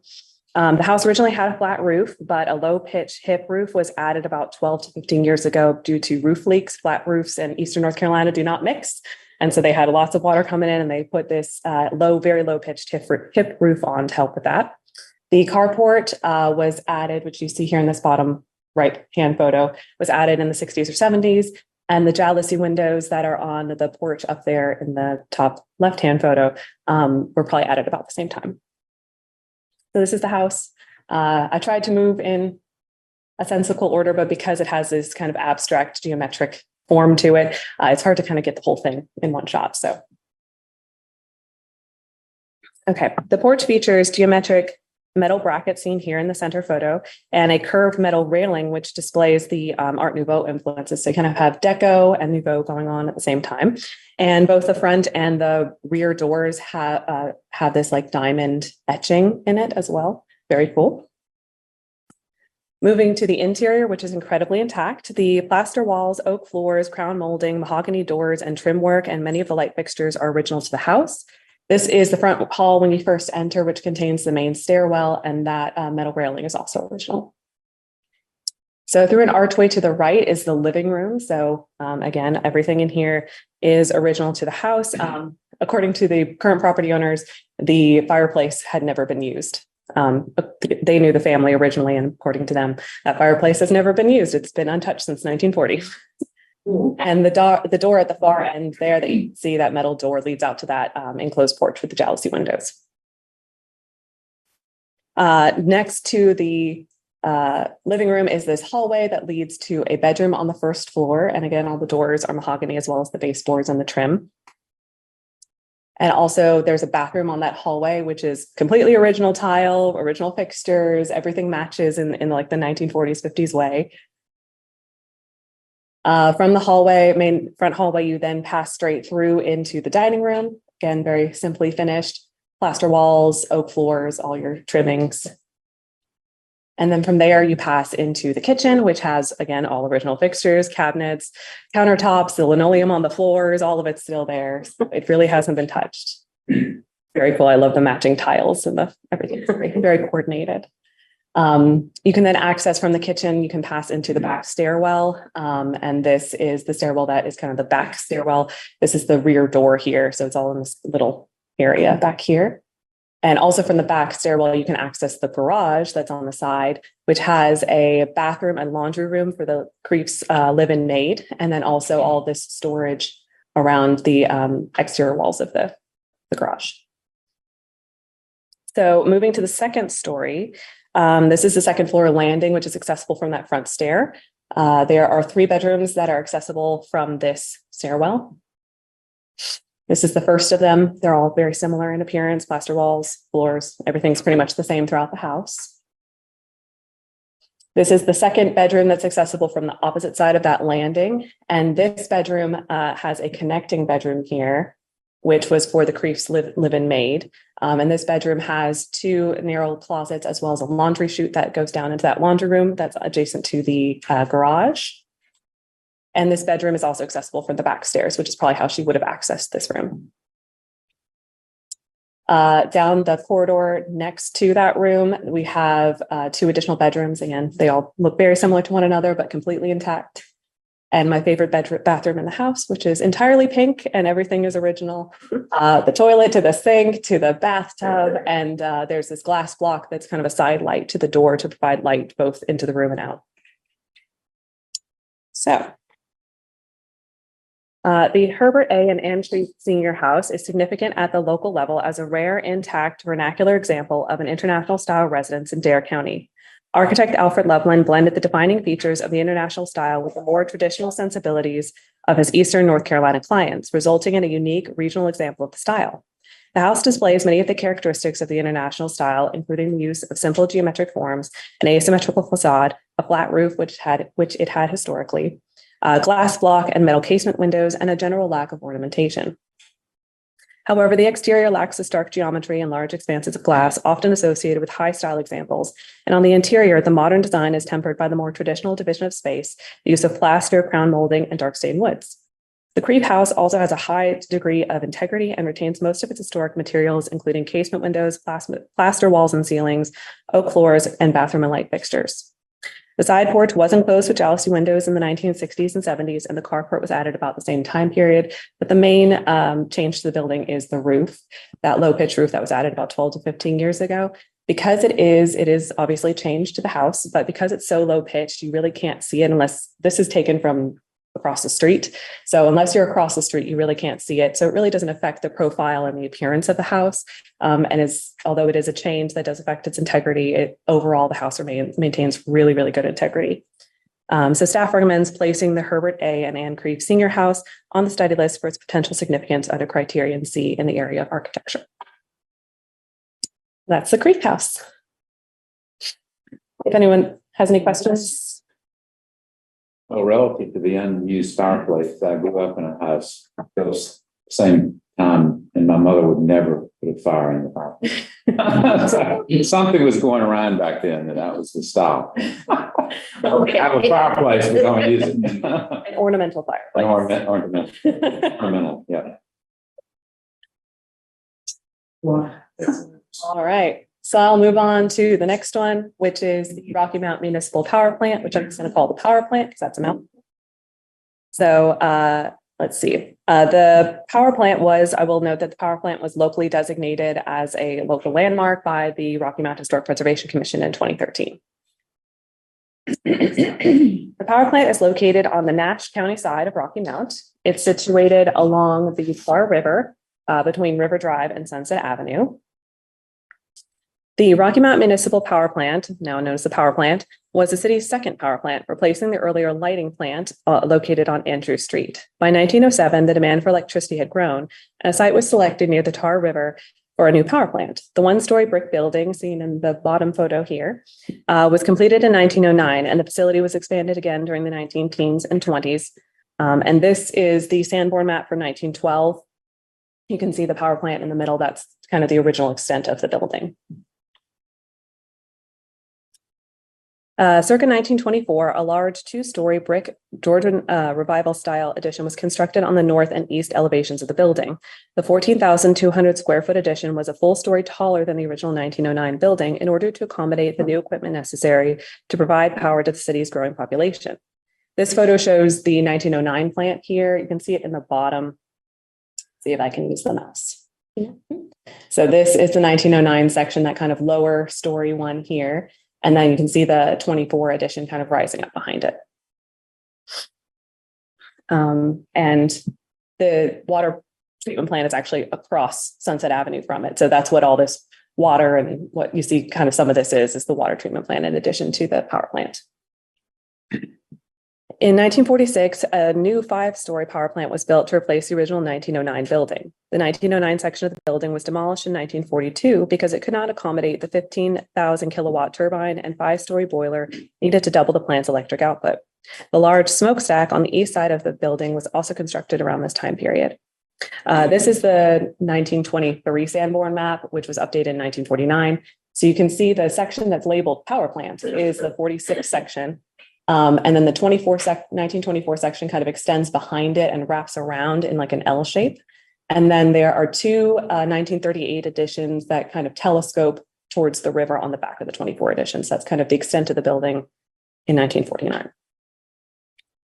And this is a picture that was taken after the 40, I'm not sure when this is from, but it's after the 46 edition was built. So the 46 edition is here on the right, and then the 24 edition is on the left.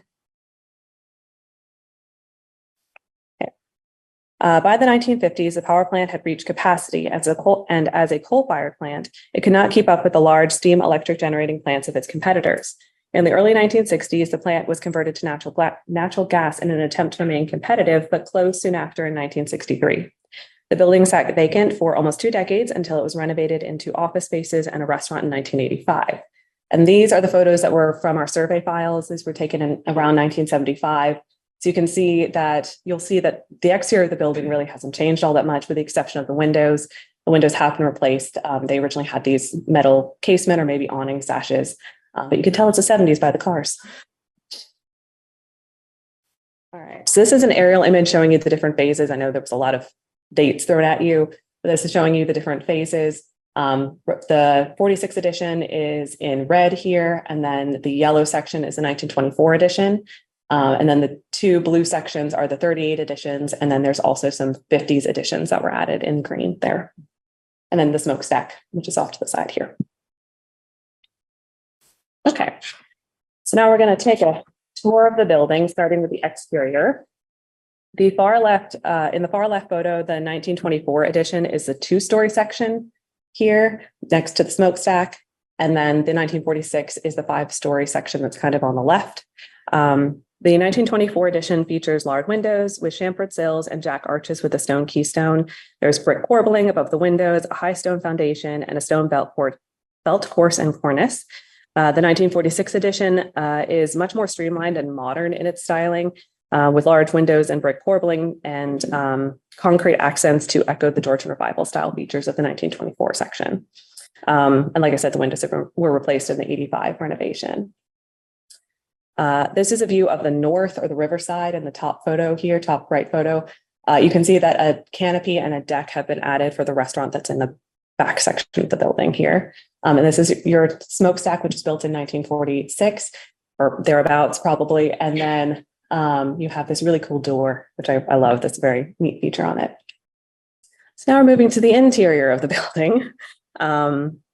The interior of the building does reflect the 1985 renovations, so that's kind of unavoidable.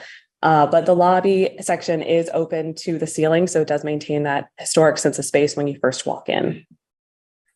Okay, let's see. This is a mezzanine area on the second floor. Obviously, this area has been enclosed, but you can see that the roof has been left, or the ceiling has been left open, and the bracing remains visible, as well as this kind of winch crane thing that's also left visible. This is again moving up to the third floor. This is an office in the bottom right-hand photo is an office on the third floor, which has this light well. In the 1924 edition, this was left open during that renovation. So that's a historic feature that's left exposed. And then also you have a view of, again, the exposed ceiling in that upper left-hand photo. This is the top floor where there's this glass observation area in the executive offices. And again, just showing you the exposed ceiling as well as this kind of clear story window section that's on the 46th edition. Okay. So the Rocky Mount Municipal Power Plant is one of the earliest municipal power plants in Rocky Mount and was a primary provider of electricity for the city from 1909 until the rise of investor-owned utilities during the mid-20th century. Although most of the equipment has been removed, the existing plant building represents major periods of growth in Rocky Mount's electric service and reflects the city's rapid development during the early to mid-20th centuries. The power generated at the facility fueled the city's commercial and industrial enterprises, including Rocky Mount Mills, and supported the expansion of its residential neighborhoods. The power plant was altered during the 1985 renovations that converted the building into offices and a restaurant. The removal of the machinery, replacement of the windows, and the subdivision of the interior into office and retail spaces does compromise its integrity of association, feeling, design, materials, and workmanship. For many of the building's characters defining features, including its form, brick exterior, brick and concrete ornamentation, and large smokestack remain. So according to the stylist application, this was an A and a C argument for its history and association with the development of the city and its electrical infrastructure. And the C argument centered around the Georgian, postmodern, and international styles that are reflected within the building. We reviewed this at staff review, and the consensus was that due to the extensive alterations to the interior of the building, that it no longer retains sufficient integrity to be a good candidate for the study list. So staff does not recommend that this be placed on the study list at this time. Are there any questions, comments? No local.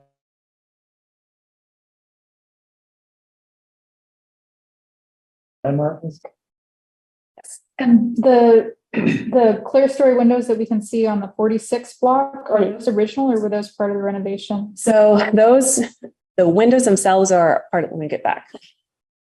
The windows themselves are part of the renovation. And unfortunately, I don't have great photos of that elevation because it gets blocked by this addition. I can't tell this is the 75 prior to the renovations. I can't tell what's happening up here. Mm-hmm. And I can't really see what's happening. This looks to me like it was enclosed, but I'm not sure if it was ever fully open. If it was enclosed, then maybe that implies that it was open at one point and they just reopened it and put in new windows. But that I'm not sure, honestly, because I couldn't find good pictures of that little elevation of the building. So, any other questions I can answer about this building? Okay. All right, I have one more for you guys. Hold on, let me get to it. All right. So the final study list application I have for you is Georgetown High School. Georgetown High School is a former Black high school located in Onslow County. The school is situated across the New River, southwest of Jacksonville, in a historically African-American community known as Georgetown. Okay. Georgetown High School was established in 1908 by the Trent River Okie Grove Missionary Baptist Association. The association which primarily was comprised of formerly enslaved persons, sought to empower future generations through education. The school was initially known as the Trent River Okie Grove Collegiate and Industrial Training School, which is a mouthful. But in 1919, the school officials deeded the land and the school to the county government for use as a public school for African-American students. In the 1930s, the original school buildings were replaced by a new high school, which is seen here. And despite the racial disparities of segregation and overall lack of funding, Georgetown High School became a model for other local public schools and was the first accredited high school in Onslow County. The campus grew over the next several decades, adding additional classroom buildings and a gymnasium. On the morning of May 29th, 1966, with graduation day for the class of 66, an explosion occurred in the gymnasium. The blast and ensuing fire severely damaged the gym and the adjacent classroom building. And the cause of the explosion, while the cause of the explosion is unknown, there is speculation that it was a targeted attack against the Black community, a response to court-ordered integration, which came down in 66.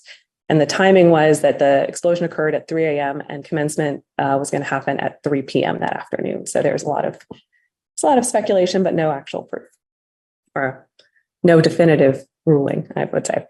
The school appears to have operated in some capacity until the 1970s or 80s, but by 82, several of the buildings on the campus, including the 1930s school building, have been demolished. The remaining buildings house the administrative offices for the Onslow County Water and Sewer Authority. So now aerials is the best way to kind of show you how the campus has changed over time. This is the 1957 aerial of the campus. The extant portion of the campus is that L-shaped building you see kind of at the top left that's labeled classroom building. That's the largest section of the campus that's still extant. You can see the gymnasium, which is where the explosion occurred, is connected to that building there. So that building presumably was damaged. The extant classroom building was damaged during the explosion and the fire. There's some arched roof buildings that you can see below the gymnasium. Those were built in the 50s as well. And then below that, that kind of white looking outline that's kind of H-shaped is the 1930s school. And then next to that is an earlier classroom building that's adjacent to it. So this is the 57 aerial, and then the 64 is grainy, but you can see the youth services building. It's this little kind of square that's off to the side there, was added a little bit later. This is 64, so it's 2 years before the explosion. And this is it after the fire. This is in 74. And as you can see, even after the fire occurred, the only thing that's gone is the gymnasium at this point. But this is what the campus looks like now. So this campus has changed a lot over time. The red buildings are the original buildings that are still extant. You can see that L-shaped kind of, or I guess T-shaped classroom building there is still extant. The youth services building, which houses youth services for the Onslow County government, is off to the left, and to the right, you have those arched roof buildings that I pointed out on an earlier aerial. The 1930s school, as well as the earlier classroom building, are kind of located towards the bottom of this image. They were in that kind of vacant now parking lot.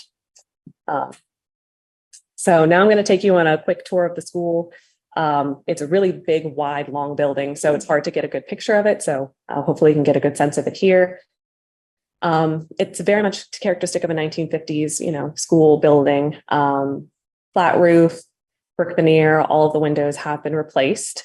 So this is kind of the front elevation of it in the top left. In the top right, you have a side view coming around to where you see these arched roof buildings, which are probably bus depot or bus maintenance or something like that. This white addition that you see here was added after 2018. So it's a 2018 to present. I'm not sure when that addition went in, but it was fairly recent. Moving around, this is the side and the rear elevation. The top left photo shows you that kind of front projection that forms that L, which is where the main entrance is. And then you kind of come around to the back of the building in that top right photo. The bottom right photo is that youth services building. I'm not sure what that original purpose of that building was, but it was an auxiliary building that was built in the 60s. And then the bottom left photo is the parking lot, as well as some additional buildings that the Onslow County has built on this site. And that's where the 1930s building and the earlier classroom building were located originally. Moving to the interior, this is a view of one of the entrances, as well as the main lobby, which is very altered.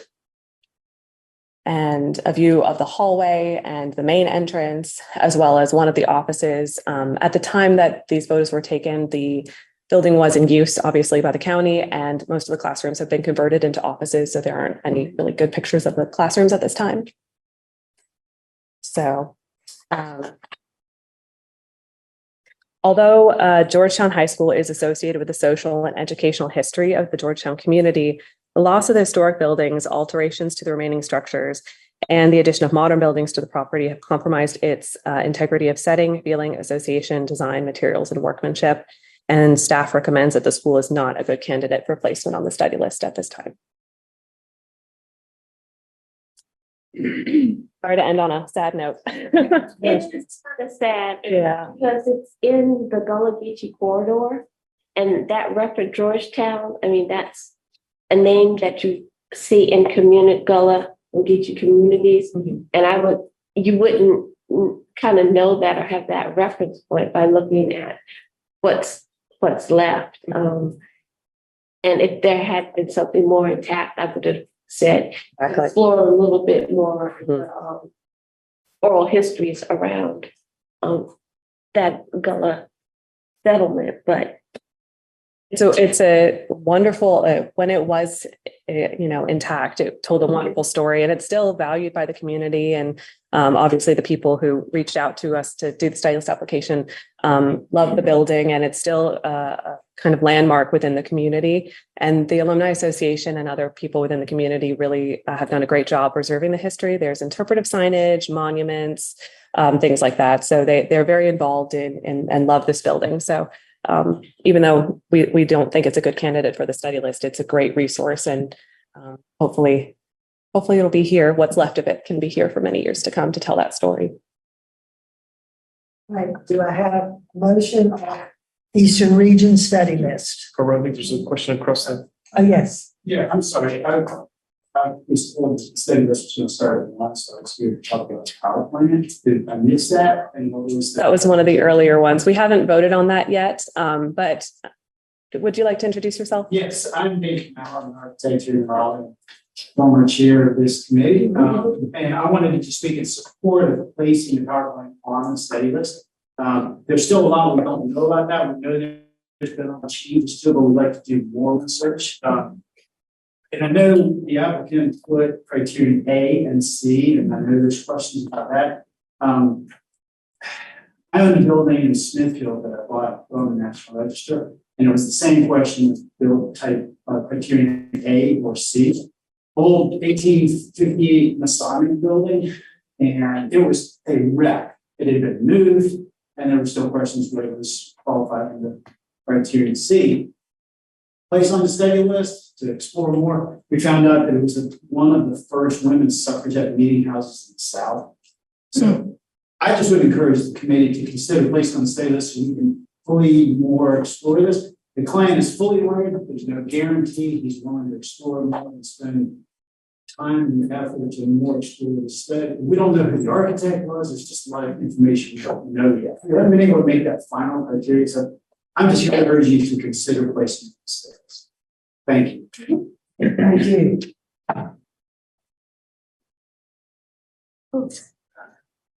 Well, I have a question then, because he brought this up. Well, obviously aware of the staff recommendations that it not be study listed, but if we approve staff recommendation today and it's not on the study list, that doesn't preclude it from being reconsidered, does it? I don't believe it does, but you can make an appeal. Yeah, so you can Certainly come back if you find more information. Well, if I may add, and also having in previous career lived in Rocky Mount, I do know how celebrated that was to renovate and make that, preserve at least the exterior. Can you speak a little bit to the local fervor around this issue, around if there is any significant push from the local leadership for this? I haven't spoken directly with the local leadership. My impression is it's a very beloved building. I think it's on a lot of memorabilia associated with Rocky Mount. There's pictures of it all over the place, and it's very much a landmark. Beyond the landmark status, but it's very much a landmark in terms of, it's right there on the river. It's so visible. And I think it's one of those beloved buildings in town. I don't know if you know, sir, in terms of if there's any local push for this, or. Well, it is a local landmark. Yes. So it's based on, I mean. Exactly. They considered it a local. Correct. Municipality considered it significant enough. Yes. It's a local landmark and defer property tax, so that's something out of the community. Yes. So my question would be for staff, if, given what David has just offered, and then there are more questions, are there questions that you all would want to have answered that could possibly change the recommendation? Because it sounds like y'all that there's this, they want to really explore it more, and if that's a possibility, that new information. So I will say that in terms of history, there was a very well done local landmark designation report that was done. But as we've heard, there is additional information that we could gain from doing more research on the building to determine, what features are original and what did it look like on the interior. I couldn't find interior photos. Is one of the questions I had. What it looked like on the interior before it was renovated. But the staff recommendation, based on our feelings at staff review, was that the interior integrity was the question. So that we were all, as I'm sure we were all on board until we got to the interior of the building. And then because that space has been so cut up, and originally these power plants would have been like a mill building in that it would have been very open. So in terms of the changes to the interior of the building, it's that division of space and that loss of the sense of space on the interior of the building. So it was those changes that made it so it couldn't communicate its history in a way that it would have originally, I guess would be the way to put it. Does anybody else who was involved in that conversation want to make a comment about? It was mainly the interior integrity that was the question here. So whether or not there's a path forward, I will give a personal opinion, not opinion of staff, but I do like the building. I think it's a great building. But I do know the interior is a problem in terms of the changes. Yes. So, and this is something we sort of struggle with in the Canadian as well philosophical standpoint. The study list was established way back when because staff used to write the nomination list. So it was a way to weed out projects that were not worthy of staff's time. Through the years, it's evolved now, the consultants do the work. So the risk is really on the owner to spend more money than it's on. It's worthy of National Register, and we don't know that. I'm not standing here today to say that we think it's worthy, but we just need to research. So I, for one, I know for itself a position which harm putting into the study list, as long as the owner knows there's risk. That's the point of the study list. Directly, they could do something to address interior integrity issue. Depends on what, like I said, I would want to see some documentation about what the interior looked like personally for the renovations, and then also what was left of the original. Obviously, the ceiling and the roof bracing is still visible, but what other features are still intact, perhaps encapsulated within the later changes. And in terms of whether that could be removed in a way that doesn't harm existing fabric, and also if it could be quote unquote taken back to a state that would be acceptable. So those are all questions. I think it's still also still on the C.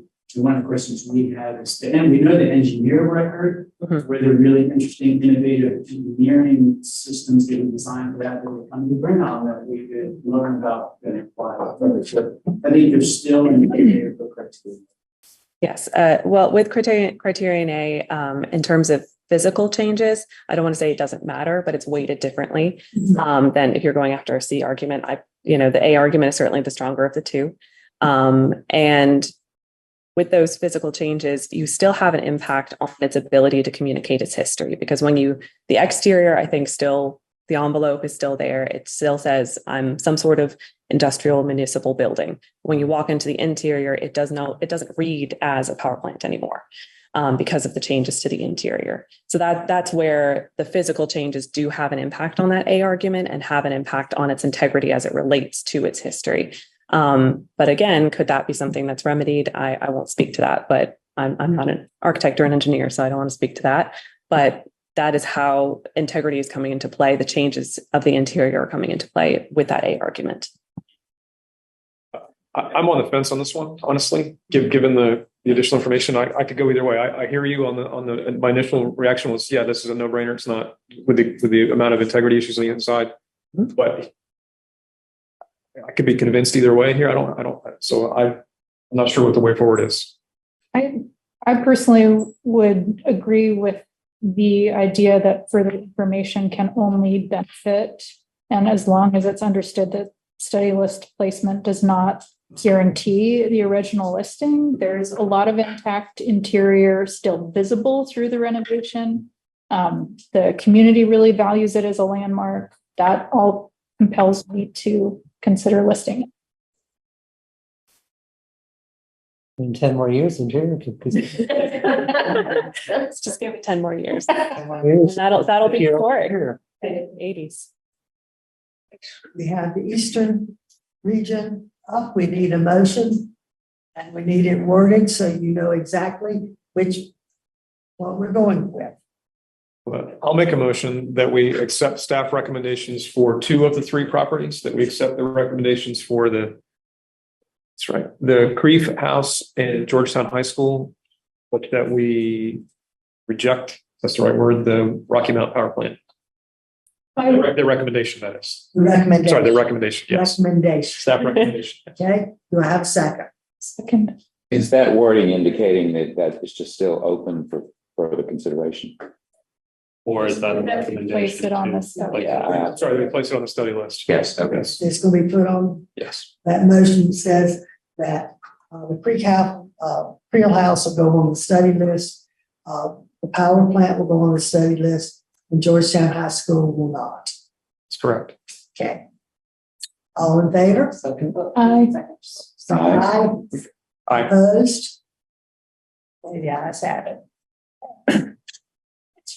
Breaking your track record for, I know. she spoke earlier this morning that she didn't know anything, and there was anything controversial. Here we go. You got Valerie and me in here, so you can guarantee that.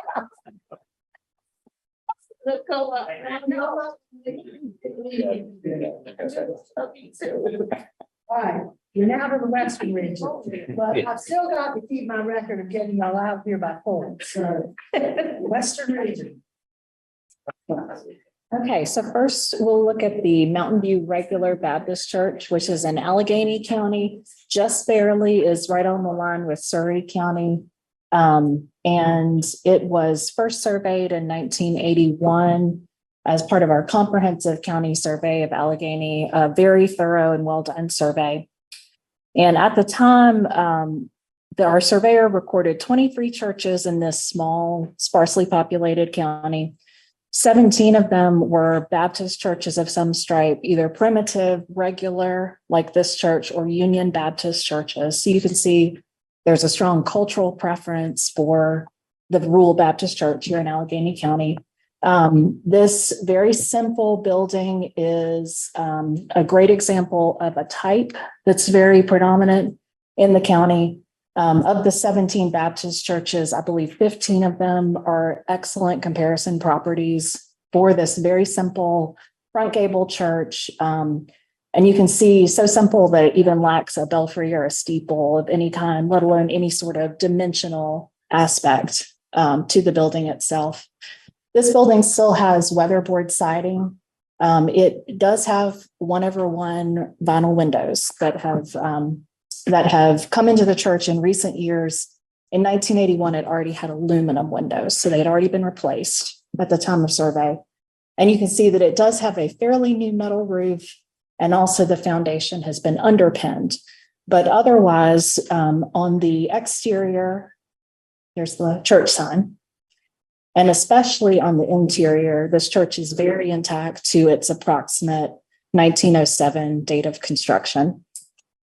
Here's another look at the stove, and you can see there's a very modest rear apse that is also very typical of these front gable churches in this part of the world. The church has never received any indoor plumbing, so there are 2 privies on site. And there's also a cemetery here. And the church record book suggests that there was a cemetery here before a congregation amicably was dismissed from another regular Baptist church in Allegheny County and was sent to build a building here and create a separate congregation. And this church has not had a pastor or really any kind of formal church leadership for several generations now. And so the main function of this building and this site is to host the annual Decoration Day, which of course is another big aspect of mountain culture. And they do monthly a cappella singing, which is part of the tradition that the regular Baptists took away from the primitive Baptist when they split over differences over predestination versus free will salvation. This church, as you can see, has a few issues that make us pause from an integrity standpoint. But when we compare it to, as I said, the other, 15 to 17 comparison properties here in the county, it retains a higher degree of integrity than most of the churches that all would have been, mirror copies of Mountain View in 1981 when our survey was done. And you can see the biggest change that we see on these Baptist churches is that the congregation wanted indoor plumbing. And so they put these vestibules on the front of many churches so they could have bathrooms on either side. And Woodruff Primitive Baptist here at the bottom is the one where the form is the most similar to Mountain View, but it is clad in vinyl siding now. And I will say that I had to rely on the website Find a Grave, and also in one case, aerial photos to kind of go through and see what had happened to the churches in the last 40 years. And then also I want to remind you that this church has really excellent integrity on its interior. And in comparison, we have another regular Baptist church here in Allegheny County, very similar on the interior, but you can see by the time this photo was taken that it had received that faux wood paneling that probably dates to the 1970s. So we believe that this is a very important building type that was demonstrated through our survey in 1981, and 40 years onward, it's either one of the best or perhaps even the best example, best able to represent an important building type and the design material and workmanship that went into this strong cultural tradition for Allegheny County.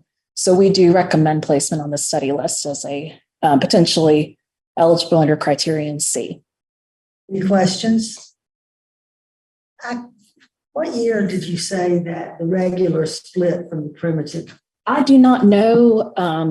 I do not know what year approximately that would have happened, but I think in the 19th century, the really strong Calvinist leaning of the Primitive Baptist Church was too much for some of the people who were attending services there.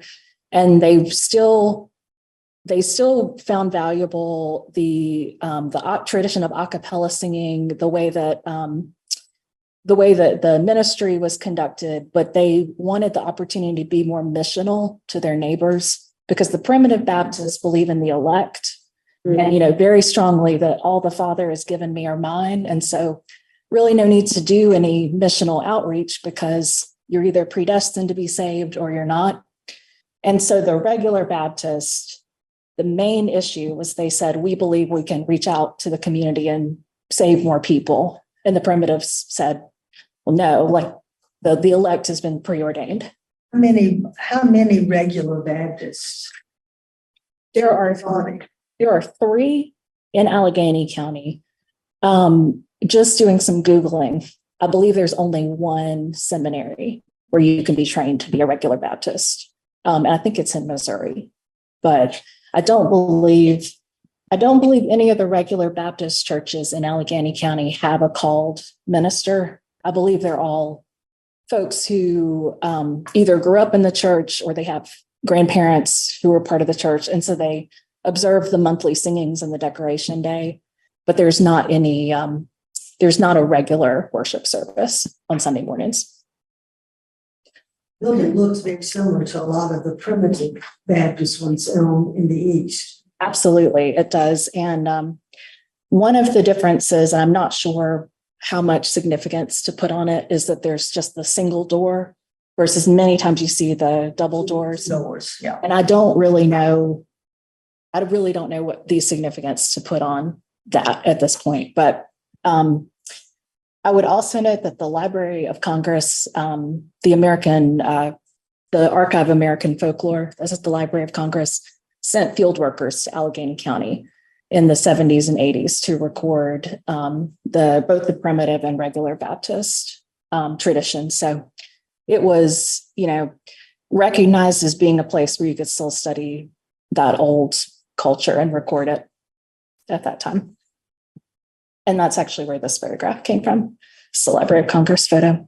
And if you are interested in hearing the music, it's on their website. So I listened to it while I was making this PowerPoint. Yeah. Okay. Good research. That's right. Getting that integrity of feeling. All right. And then our second property is the Pine Bur Mill in Valdez. And you may remember that last year, I think at the October meeting last year, we had the results of the Valdez Comprehensive Survey that Audrey Thomas, our survey specialist in the Asheville office, presented to you all. And at that time, we decided to place the Alba Waldensian Historic District on the study list. And that is comprised of 4 associated mill buildings that were part of the Alba Waldensian hosiery mill. And we also mentioned at that time that there was a discontiguous mill building that was associated with 4 that are there in a cluster. We did not have access during Audrey's survey to this mill complex that's circled in red, but it has been sold since that time. And the new owner gave Jennifer Caffey in our office full access to the site and submitted a study list application. So although we were not able to discuss it at last year at this time, we now have a lot more information about it. So here is an aerial of that area that I circled in red. And as you can see, like so many of our mill buildings, it grew and changed a lot over the window of time in which it was active. This is about 3.5 acres that you're seeing here. And it started in 1923 as the home of the Valdez Shoe Corporation. It was built speculatively, and the Shoe Corporation is the business that used the space first. But by 1931, it became part of the Waldensian hosiery mills. So it entered into that historic context that we associate with what would become Alba Waldensian and is part of that historic district. We would expect a period of significance for this would be something like 1923 when it was first constructed, up to 1970 or even a little later, because the building was in continuous use and it continued to evolve, responding to innovations in mill technology during that period. The Waldensian hosiery mills was started in 1901, and by the late 1930s, approximately around the time that they took over this site, it had become the chief industry in Valdez, and it really did not have a rival in terms of being a major employer and a major output of that town. From the beginning, they produced hosiery, and over the years, as markets would change, they added things like women's underwear and girdles and garters and things like that. But they always had hosiery as their chief output. In the 1960s and 1970s, Waldensian was one of the US's largest manufacturers of men's and women's hose and undergarments, particularly women's sheer stockings. And they, because of the tremendous amount of trade that they were doing in this area during the 60s and 70s, they also occupied an office in the Empire State Building, but otherwise all of their office and manufacturing took place in Valdez or in nearby Lenoir. And these are some shots of some of the exterior, including the concrete block storage building. And then here, the interior are very typical, very much what you'd expect. But intact to that period when the machinery was taken out. Like many mills, over time, the windows changed and in some parts of the building were blocked in. But again, all of that happened during the presumed period of significance that does extend to the 60s and 70s, because that was its era of major importance in the US market. And so staff recommends that this mill would be potentially eligible under criterion A for industry, much the same way that we found the other discontiguous aspects of the Albo-Enzian company were worth study listing in a slightly different part of town. Comments, questions? Sarah?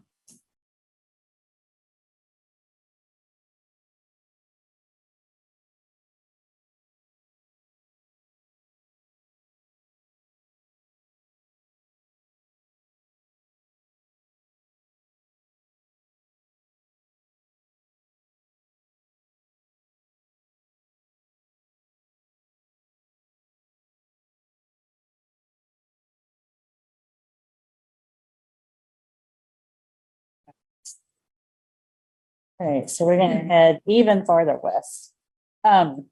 Franklin was created in 1829 to serve as the county seat for Macon County, which the General Assembly had created the year before.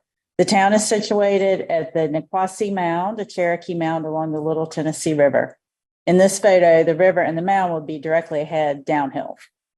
The application describes the district as representing a significant and distinguishable entity associated with commerce and government, and possessing a significant concentration of buildings united historically by physical development.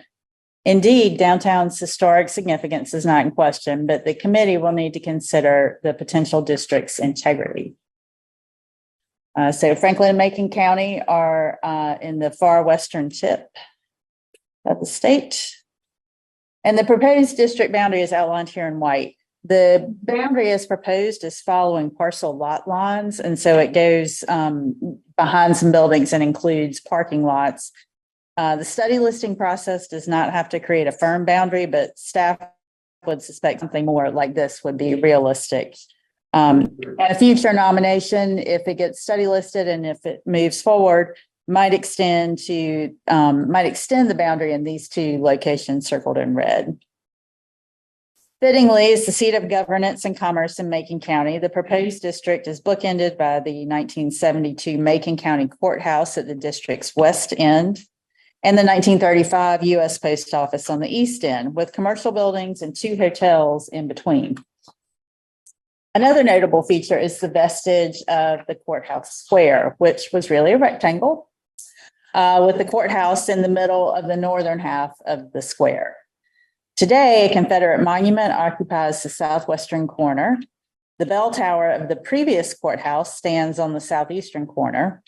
And then there's a bandstand and what used to be a fountain designed to match the 1972 courthouse on that northeast corner. The courthouse today is situated on the northwest corner. Architect Kyle C. Boone designed the building in the new formalism style. Boone was a Washington, D.C. native who practiced in Asheville beginning in 1963.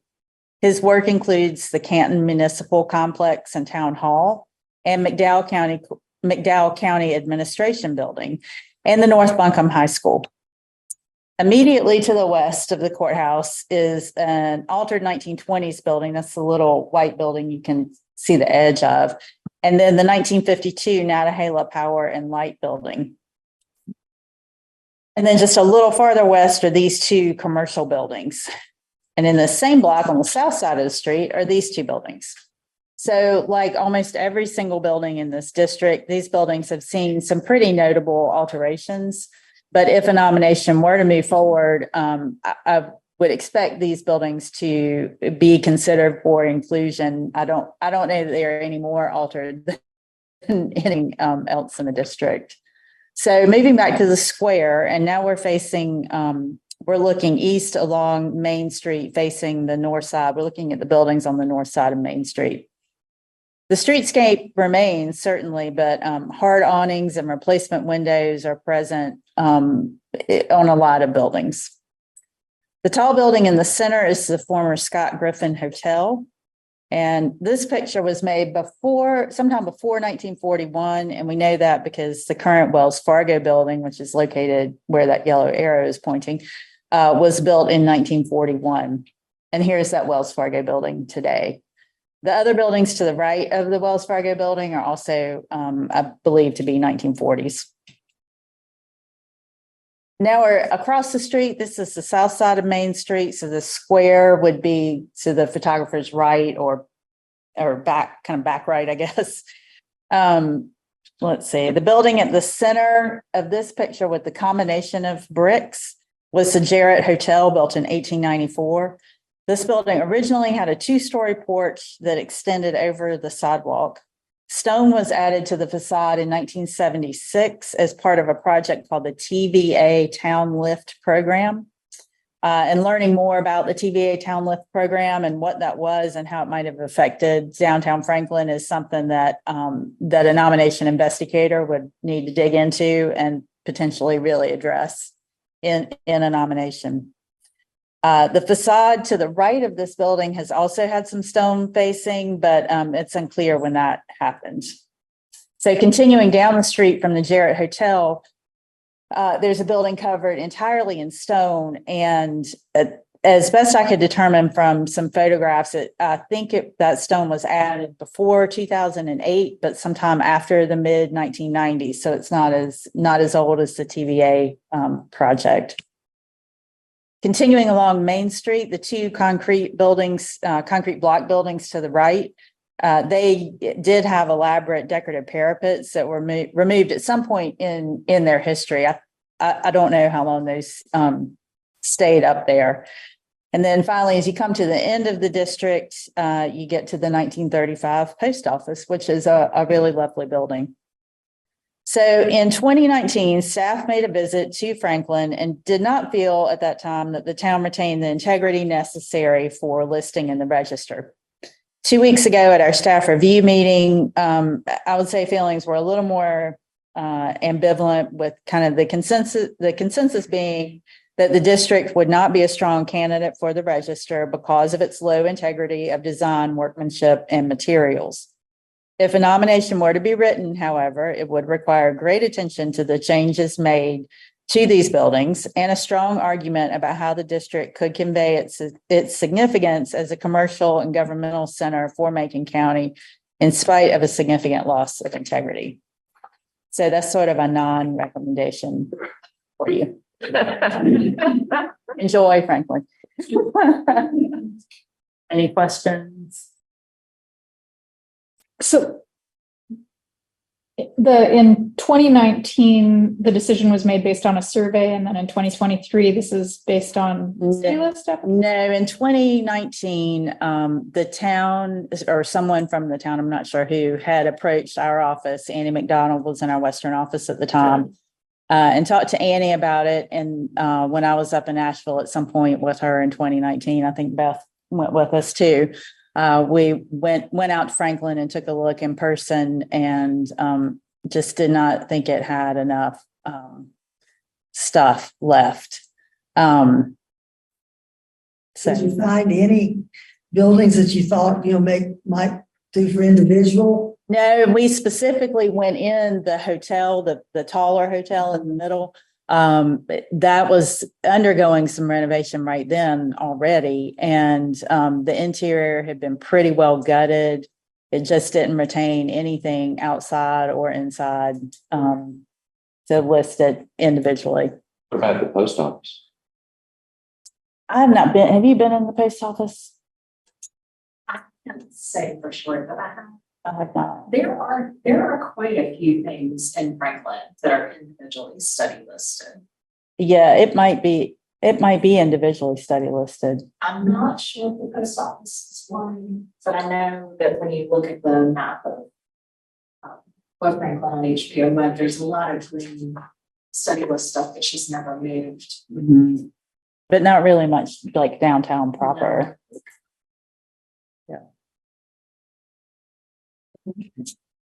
I know you want it to be, and it's got that great view, and you know, you want to go for it, but Julie?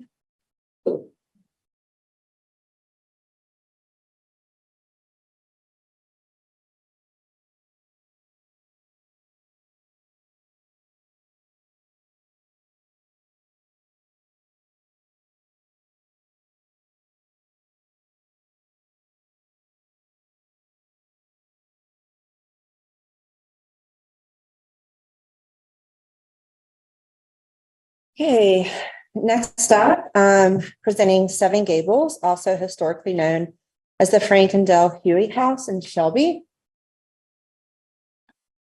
Shelby is the county seat of Cleveland County. Seven Gables is approximately 7 miles east of Shelby's central business district, indicated here with the red pin. The surrounding area is primarily residential, bordering curvilinear streets and subdivisions platted from the 1920s through the mid-20th century. Seven Gables is situated south of Cleveland Springs Estates, platted in 1926, east of the former Cleveland Springs Hotel site that was opened in 1921 and burned in 1929. And the house is actually within the Cleveland Park development, which was platted by the landscape architect Lee Collier on 38 acres. The developments in Cleveland County Country Club flank East Marion Street with 9 holes of the 18-hole golf course on either side. Seven Gables is an expansive Tudor Revival style residence situated near the center of a roughly 2-acre parcel. The sizable lot provides an appropriate setting, keeping with the dwelling's estate-like character. The house faces northwest, shielded by vegetation from East Marion Street, a heavily trafficked thoroughfare. And this image is actually a Google Street View shot from December of 2016 because all the vegetation, it's really hard to see the house from the road. And I wanted to show you kind of the expanse of the lot there. And all the rest of the photographs in this presentation are from June of this year. Seven Gables was erected by Frank and Dell Huey. They met and wed in 1916. He was a native of Shelby and became manager and partner at the Cleveland Drug Company after graduating from UNC Chapel Hill's pharmacy school. He had diverse entrepreneurial interests, including real estate and partnering in 1919 for the Studebaker dealership. He was also nephew of Clyde Huey, one of the men that made up the Shelby dynasty, a group of high political leaders for the state and U.S. Congress. Frank and Dell purchased lots 1 and 2 of the Cleveland Park in May of 1925, and they sought out architect Franklin Gordon to render drawings for the house that emulated an English country estate of the Tudor era in June of 29, and they occupied the home by December of that year. In 1935, there was a fire while the family was away, and though the structure remains, areas with little damage were ruined by water and smoke. It was thought to have been caused by defective wiring near the kitchen, and furniture was ruined, and some of the family items were saved, including drawings for the house. So here's an overview of the property. An adjacent lot to the east was purchased in 1936 for additional outdoor events and space. The garage apartment served as a painting studio for their daughter, Eleanor, and a stable was erected for her pony. This small 1-story addition to the west was constructed in 1970, and it's circled here in red. The asymmetrically massed 2-story Tudor Revival style dwelling is distinguished by its 7 steeply pitched half-timbered gables, name. Although the entire exterior, including copper gutters and downspouts, were painted a cream color circa 1970, the material contrast is still apparent. There are original double-hung encasement windows, entry doors and hardware, storm doors on the east and rear entrances. Exterior modifications around 1970 are minimal. The front entrance vestibule was enclosed with glass, a treatment that was reversed in August of 2023. So again, these photos are from June, and we'll see a number of things that have changed since then. I think the house was purchased in May of this year, so the new owners are wanting to renovate and take some things back. This is an ugly front view moving around the house to the east end porch. In the south main entry and view from the pool to the southwest wing of the house. And here's the connection between the 1929 portion and the 1970 addition. So I don't have a pointer, but this window here and this little like enclosed porch is that window there. So you can kind of see how it wraps around in the back on the side.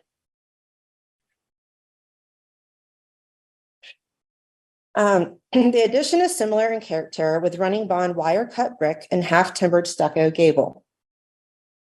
And here are some details from the front facade. There you can see where it was enclosed. And you'll see another picture from the inside as well, but has now been opened back up. The glass is no longer there. Some other details from the side porch and rear entrance, original features such as the light and the railing. Here's the 1950 pool with some updates made in 1970 renovation and the circa 1930s stable. Here's the circa 1930 garage apartment. And these are photographs taken of the original blueprints and converted to black and white images of the front and rear elevations. Here's the first floor plan. We'll look at the interior in sections using the floor plan as a guide because you can see there's a lot going on. So here we are in the hall. Interior intact finishes include oak floors, smooth plaster walls and ceilings, wooden plaster cornices, baseboards, and chair rails, windows, door surrounds, and hardware. Plaster walls beneath the chair walls were painted to emulate wainscoting, and paper was above. So entry hall features were changed, including 2 arched openings, widened and squared off around 1970, indicated here with the red oval on the plan, and also the enclosed front entrance, which is indicated in orange to show it has since been opened and changed back to its original use.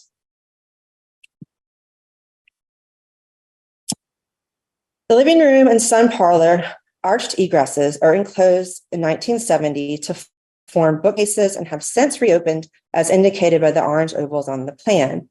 The yellow ovals indicate original unchanged features, including mantle and fireplace surrounds with full height panel pilasters and fluted capitals, as well as the 2 arched opening exterior doors to the east porch and the windows. The sun parlor's 1970 bookcase enclosures have been reopened to the living room. Vertical panels were removed in August, revealing 2 sections of 3 original panels flanking the fireplace. Matching panels will be crafted and slim bookcases reconstructed. All the windows are original and painted metal screens disguise the radiators recessed beneath the windows, and you'll see this throughout the house. Moving to the west side of the hall is the dining room, breakfast room, and service area. Again, the red ovals indicate the changes made in 1970, including the removal of some cabinets for a larger breakfast room there in the plan on the top right. And there you can see on the right photo is the breakfast room where there's still some original original cabinets and drawers on the wall that leads to the kitchen area. The yellow ovals again indicate original features, including the service area with a bathroom and staircase and original exterior doors that now lead to the 1970 addition. And here are a couple photos of that one room addition. The kitchen has been remodeled several times, yet the arrangement of doors and windows remain the same, as well as the closet or butler's pantry and enclosed porch. Nothing of note has changed with the basement plan. And here are some photos, sample pictures. There are plenty of the basement, just some storage shelves and things of that nature. And there was a toilet area and a sink down there, I'm guessing for helpers, staff of the home. On the second floor, all areas are original except two places indicated on the plan. One bathroom was remodeled and a sitting area was closed off and converted into a dressing room in the 1970 renovation, which has now been opened back to the hall. And this is that room there with the sitting room converted to the dressing room with the zigzag closets that have been removed and the open back up to the stairwell, the upstairs hall. Other bedrooms and bathrooms retain original features. Here's the southeast bedroom and bathroom. I don't know how that left picture is still there. And the northeast bedroom. Some beautiful interior features. Another original bathroom upstairs is all original except a new pedestal sink. Comparable properties that we have in our database searching with the term Tudor in Cleveland County include the Summers House, which might look familiar. It was listed in it's in Kings Mountain and listed in 2021 as the top right photo. It is large, but not quite in an estate-like setting. The bottom two photos are contributing buildings in the Shelby's West Warren National Register Historic District.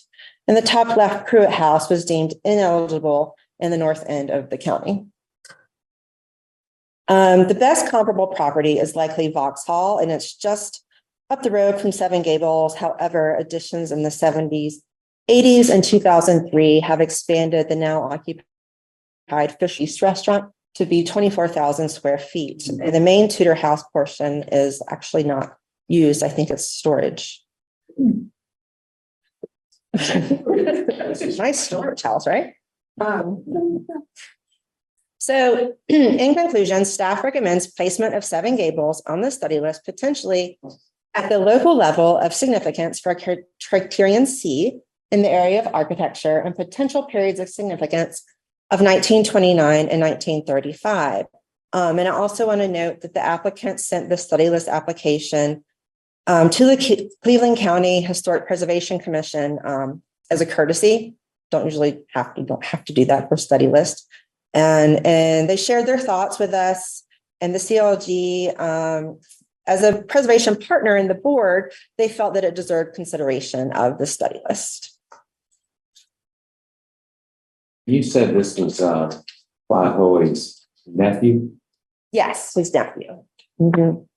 And I believe he was governor. Governor and U.S. Senator. He died of the Senate. Yeah, a lot of Shelby folks, men were local, and then state senators, sometimes governors, congressmen. So real powerful political leaders there. Oh, the dynasty. The dynasty, that's right. The dynasty. Any other questions about Seven Gables? So, excited to see. Obviously, the nomination would have to have a lot of new photographs and things of that nature. Anything that would change since that time. And you said that the new owners want to take things back.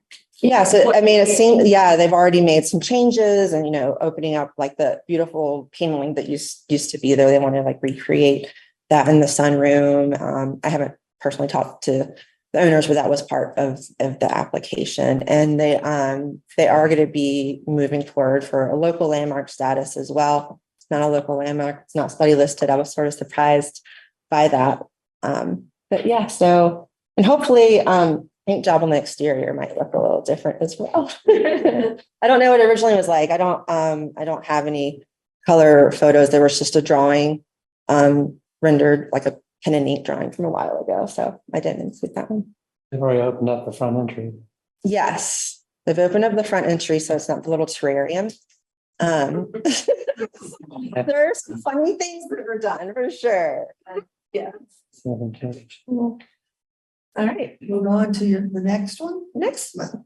Marshall High School. So Marshall High School, on your agenda, it just says boundary increase, but and looking at it, it's probably also additional documentation would be needed, but that's not necessarily something that you have to vote on per se for study list, but I thought I would just add it into my presentation.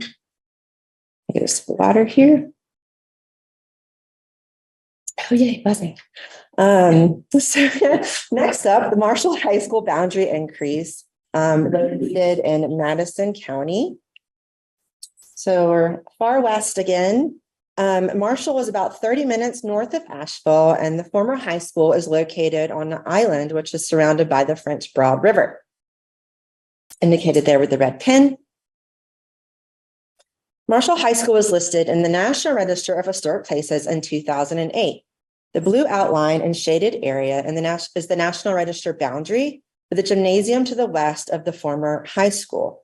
Though the gymnasium was built within the period of significance for the listed nomination, it was not included at that time due to ownership objection. So the high school was owned by someone different from the gymnasium.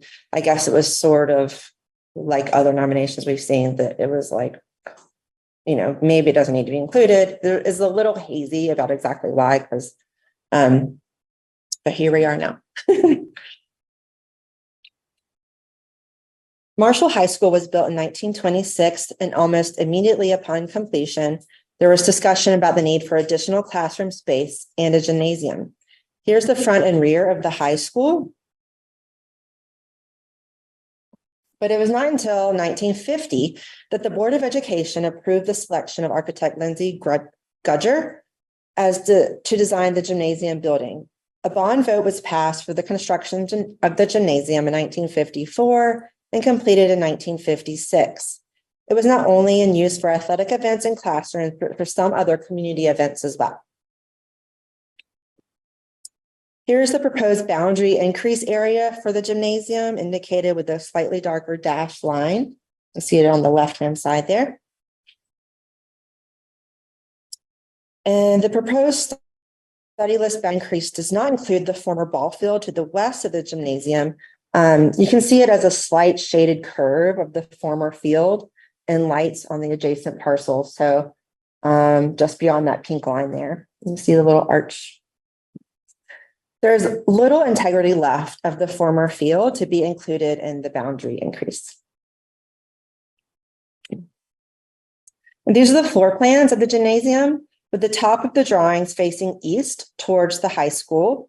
The lower level has classrooms and locker facilities, while the upper level is mostly just the gymnasium and the enclosed stairway vestibule. So here we have the east facade of the gymnasium facing the back of the school, with entries in the upper level opening directly to the gym. And we're going to walk around the building. Here's the 7-bay south elevation with an off-center chimney and original windows.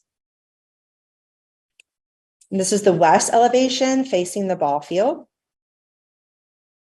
And here's a view of what's left of the field. So just mostly a grassy area now. And here we have a view of the north elevation, again with the 7 bays across and original windows.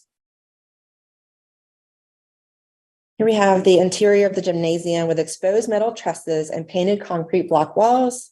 Due to previous roof leak, a small portion of the floor has buckled, but the remainder is in good condition. You can see it just a tiny bit on the bottom right there. There's another picture up close, but it's not very much of the floor. Here's some photos of the entry lobby, vestibule, and stairway down to their lower level. This is the first floor lobby and locker room area. In recent times, the building has withstood floodwaters with the only known damage to have been an influx of mud into the lower level. Some photo examples of 4 classroom spaces and a utility room. The Marshall High School Gymnasium is significant for its contributions to the education and community history of Marshall. It is also an excellent example of a 1950s school architecture. The only changes to the building appear to be window glazing, some of which are cracked or replaced with plexiglass. The gymnasium construction date of 1956 falls within the period of significance of the Marshall High School National Register nomination, which was 1926 to 1957. The high school and gymnasium remained in use as a school facilities until a new high school was built in 1973. Therefore, that's why I was thinking it also needs some additional documentation to potentially extend that period of significance through 1973.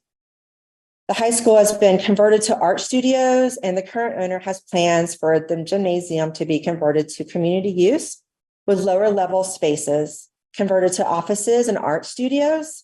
Staff recommends the Marshall High School additional documentation and boundary increase for placement on the state study list.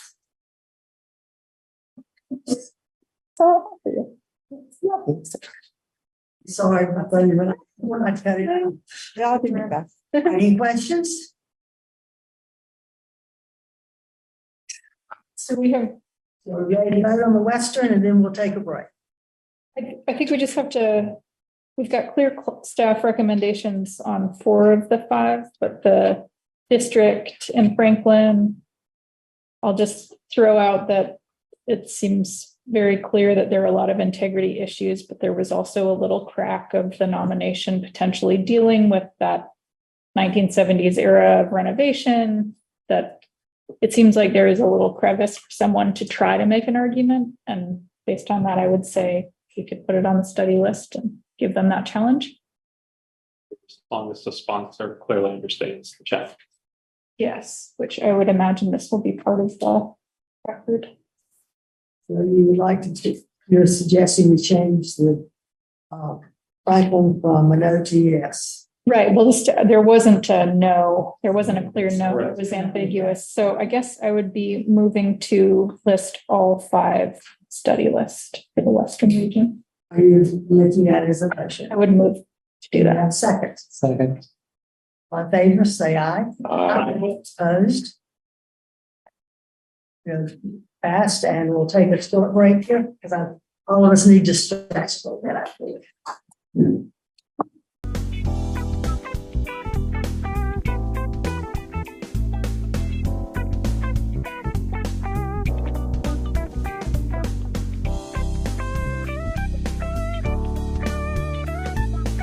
Crossroads School is located in Franklin County, and you'll hear me say Crossroads School or Crossroads School. It shows up both ways. I don't know which way is really the right way. But anyway, Franklin County is located northeast of Raleigh and Wake County, and the school itself is located in north central Franklin County, just northeast of Lewisburg.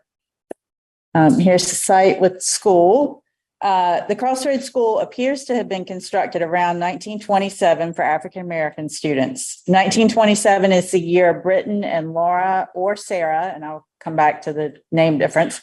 Britton and Laura Williams sold 3 acres of land to the Franklin County Board of Education. Britton Williams was an African-American man who was born to Britton Williams Sr. and Chancey Williams in Franklin County around 1865. Britton Jr., the one who sold this land, seems to have made his first land purchase in Franklin County in 1899 when he purchased 51 acres from a man named Frank Williams. Britton's wife's name is spelled as Sarah on deed records, but recorded in the census as Lara, basically Sarah with an L. But then it's recorded on her grave marker as Laura. So I'm going to use Laura because I figure that's what her family used. Sometime after 1910, but before 1930, Britton Jr. and Laura moved to Warrenton. Britton died in 1944, followed by Laura in 1945, and they are buried in the old Warrenton Cemetery. Britton Jr. is referenced in one 1891 newspaper article as a member of the Franklin County School Board. According to Robert Taylor, who was a former student at Crossroads School, he provided information to an investigator in 2017, and he recalled that the school housed grades 1 through 7. Grades 1 through 3 were in one room, and grades 4 through 7 were in the other. The school closed in 1949. Our office had recorded this building as a potential Rosenwald school, and indeed it certainly follows a 2-room Rosenwald to a T. However, no one's been able to find records of a Rosenwald known as Crossroads School in Franklin County. 14 Rosenwalds were built in Franklin County, and 5 of those were 2-teacher buildings. Investigators speculated that maybe this building had been moved to this location. Possibly this was Wilder Grove School, which was also a 2-teacher Rosenwald that historically looked like this one. However, deeds show that the school board bought this specific parcel. It's still on the same parcel. This specific parcel in 1927, and the 1952 deed in which the county is selling the school to a private owner describes the building as the Crossroads Colored School. All of that suggests the building was constructed here and was always here. And sorry, this is a little bit older version than what goes quite exactly with my script, but we'll get to some 1930s maps that also show the school was apparently always here. So all of this suggests that Crossroads was not constructed with Rosenwald funds, but it was clearly built using a Rosenwald design. Thus, declaring the school to be a Rosenwald depends on one's definition of a Rosenwald. Aside from the schools or from the building's status as a Rosenwald, one way or another, the school should be considered historically significant for its association with the history of education in Franklin County, as well as for its association with African American history in Franklin County. So essentially, it's historically significant, separate from Rosenwald. And then that leaves us with the question of integrity. Does the school look like it did when it was operating as a school from about 1927 or 28 until about 1949?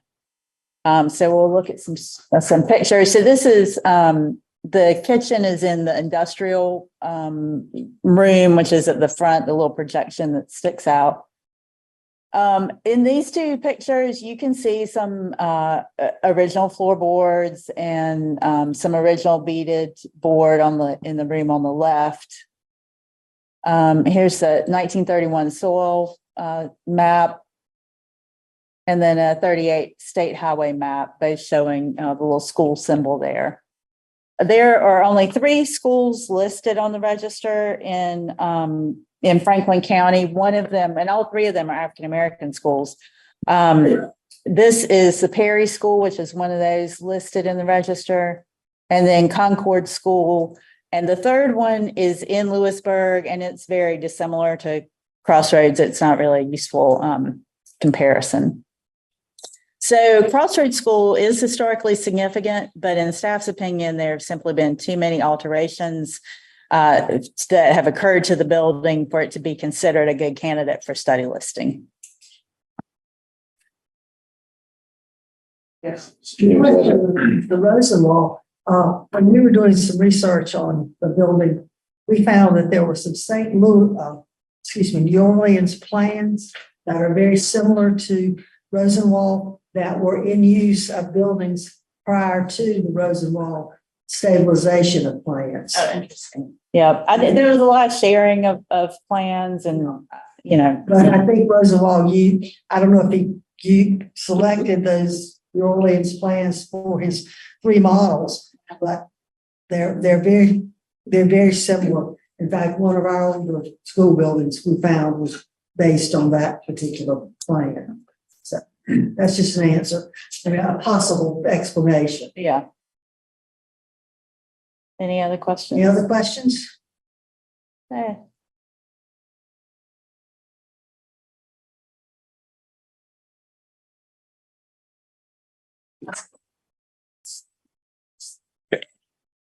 All right, y'all ready for the last push?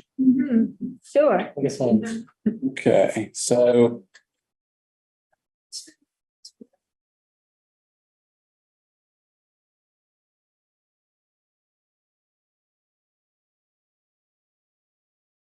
Historian of the Gates County, if they should ever know. I have 3 presentation study list applications to present to you.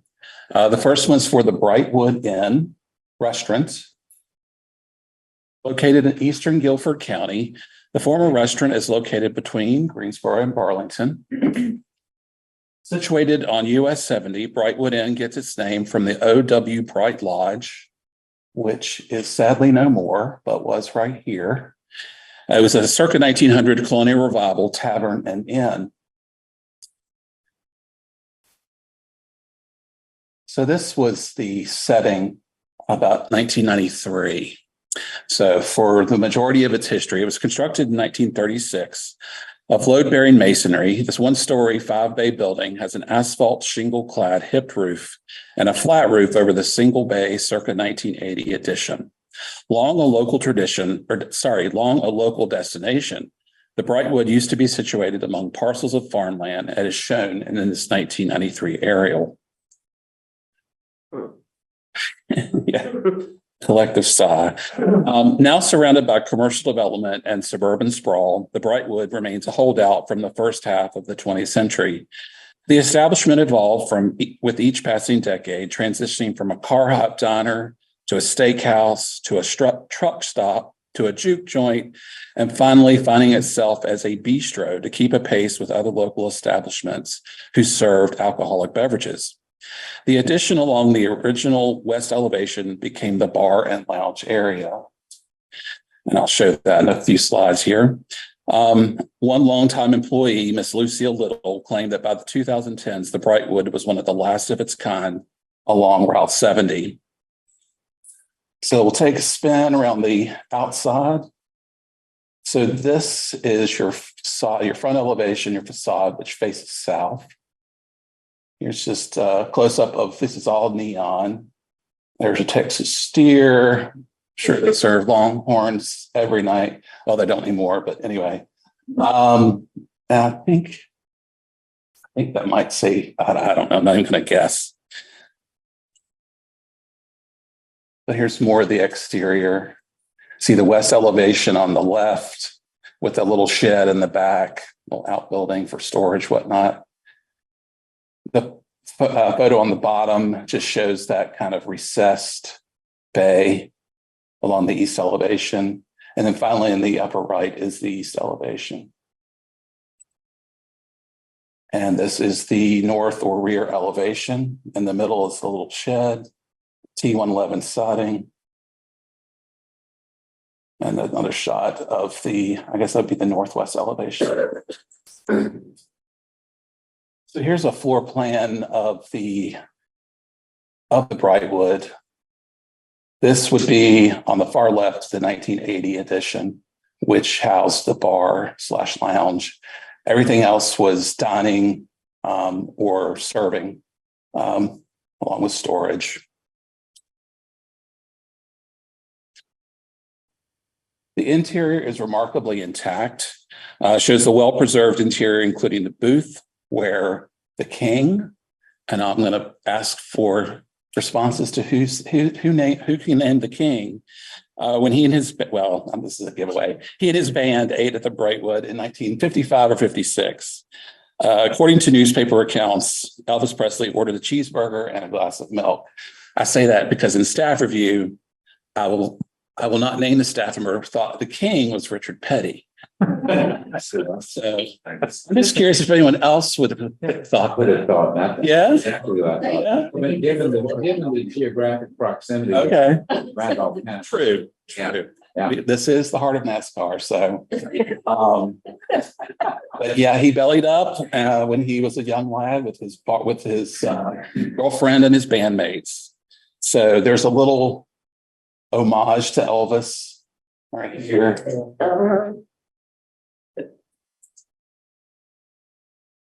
Made newspaper, photos, renderings, you name it.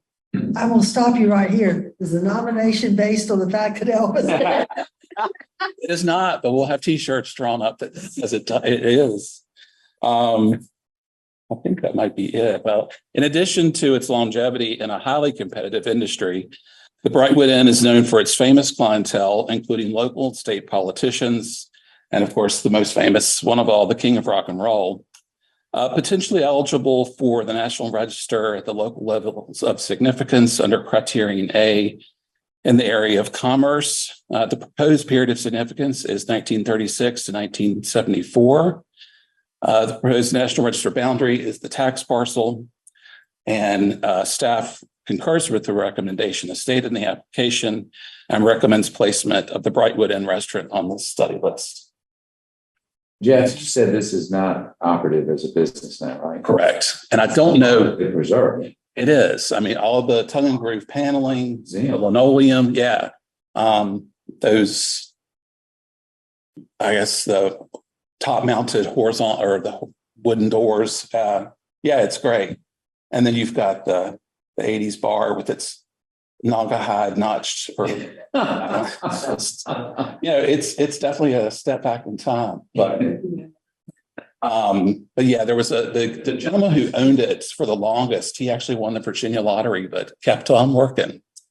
But he is not the current owner. Okay. Any questions? Sure tails in. I think that yeah, that's just my recommendation screen. But yeah. Questions, comments? All right.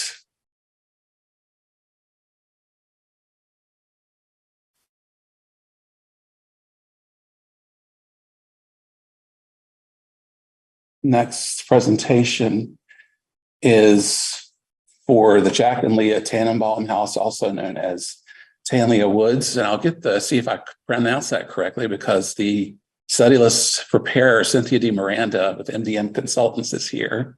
Just Tanleah. Tanleah and Lee Tannenbaum. Yeah. So yeah, their oldest daughter, her name is Lee Tannenbaum. And Lee was Jack. Well, the wife. Right, so Jean Tannenbaum. Jean. Which also looks like a piece of Jeannie. So you might want to bring up that. Yeah. But it's well, anyway, I'm getting ahead of myself because it's a really cool property. So it's located in Guilford County's seat of local government in Greensboro. In the northwest part, my glasses are so crooked. Golly. In the northwest part of town. It's designed by Greensboro-based architect Edward Lowenstein for Dr. and Mrs. Jack Tannenbaum. The modernist one-story residence was originally on a 10-acre design landscape plan attributed to former UNCG art professor Gregory Ivey. So these are just some more context shots to show all the development that's gone on. So that's the original parcel in that orange polygon, this red stars over the house. And that's just an overhead shot to kind of show you the basic layout. And then I indicated the driveway.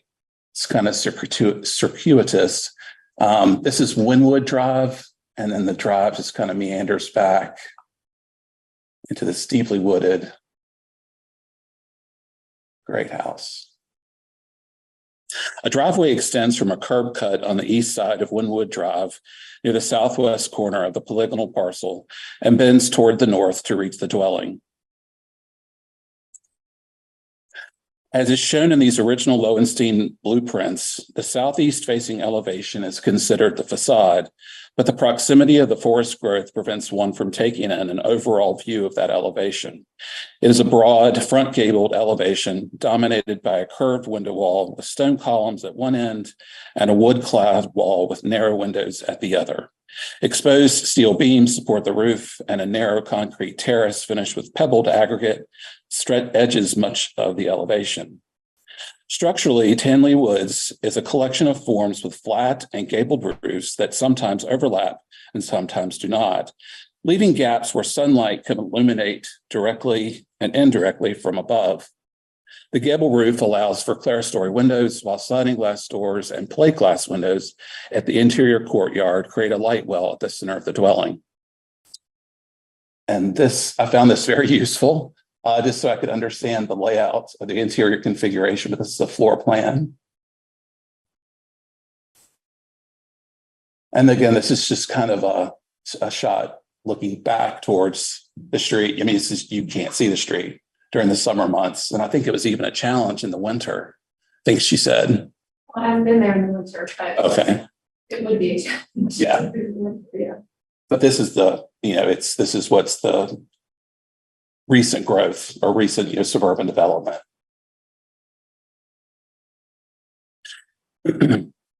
So the driveway that provides access to the house terminates at the southmost corner of the dwelling at a carport in the south half of the southwest elevation.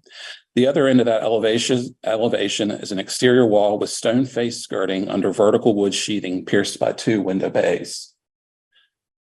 A recessed entrance to the right provides ingress and egress for the family. Mailboxes, also designed by the architect, stand between this entrance and the left side of the carport. So the photo on the left is the family entrance. The photo on the right is considered the main entrance. And the covered walkway is in the middle. The carport, along the right side of the carport, is a covered walk leading to the main entry. The carport and the walkway both are paved with concrete slabs with pebbled aggregate, like that of the terrace across the facade. The landing in front of the door also features this treatment, and the slab continues along the remaining portion of the southwest elevation to meet the terrace at the facade. The main entry consists of a single leaf wood door, a wide side light, and section of stone-clad wall with tall and slender fixed sash windows. These finishes are repeated all around the house: wood, stone, glazing, as well as broad and narrow window openings, as well as blind walls. So this is actually the facade. Again, those really tall stone support structures and the window wall, and then the steel beams here. And it's just the juxtaposition next to all the vegetation. It's just very harmonious. So next we're going to go just basically look at the exterior of the house. This is the swimming pool and cabana. This is the cabana with the doors were open. So it reveals this little bar here with some funky seating. And this is a bedroom. I think maybe the boy's bedroom. But again, I mean, the use of stone, the wood, the aggregate around the pool deck, it's all repeated, but it just lends that sense of the man-made and the natural, harmonizing together to create a great aesthetic. So now we'll go inside. The interior is dramatic and open, and the design aesthetic repeats the same materials that Lowenstein used on the exterior. From the small entrance foyer, one can simultaneously take in the glass-walled center courtyard that functions as both a light well and an art piece. The dramatic curved stone wall in the living room that anchors the hearth and its copper-clad hood, and the crescent-shaped sectional sofa designed to complement the concave wall and to embrace the warmth and glow from the hearth.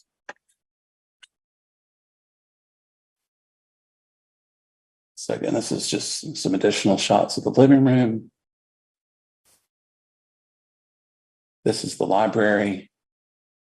Another one of Lowenstein's, he used cabinetry, a lot of built-ins, which is evident here, hiding the modern fixtures like a television. And this is the dining room. And this is the courtyard out here, but this is the hallway. This is the bar, but the bar is concealed behind those little doors.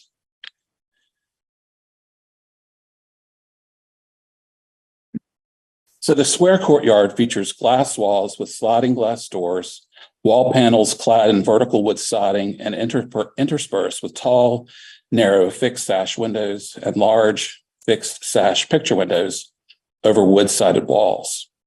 In place of a floor, concrete panels overlap each other to form a path through the space and over reflecting pools below.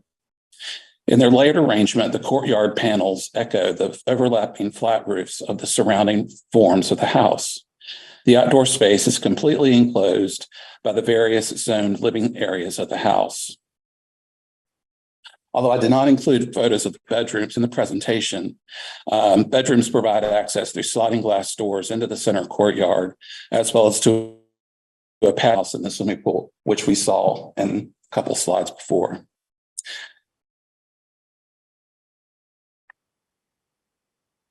The house has been changed very little since its original construction. Well, that's all. I still have some more to say. Lowenstein's firm designed a large number of houses as well as other property types in Greensboro and elsewhere in the 1950s and 60s. Although not all of them were modernist, several notable houses were excellent renditions of the humanist strain of mid-20th century modernism that was heavily influenced by the work of Frank Lloyd Wright.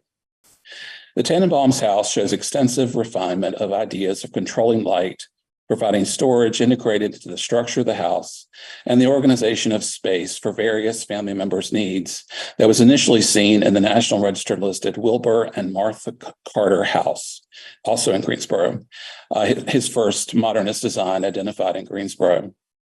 It also includes a number of elements strongly associated with his work, including the use of natural materials at the interior and exterior, curving interior walls, and dramatic windows and hearths.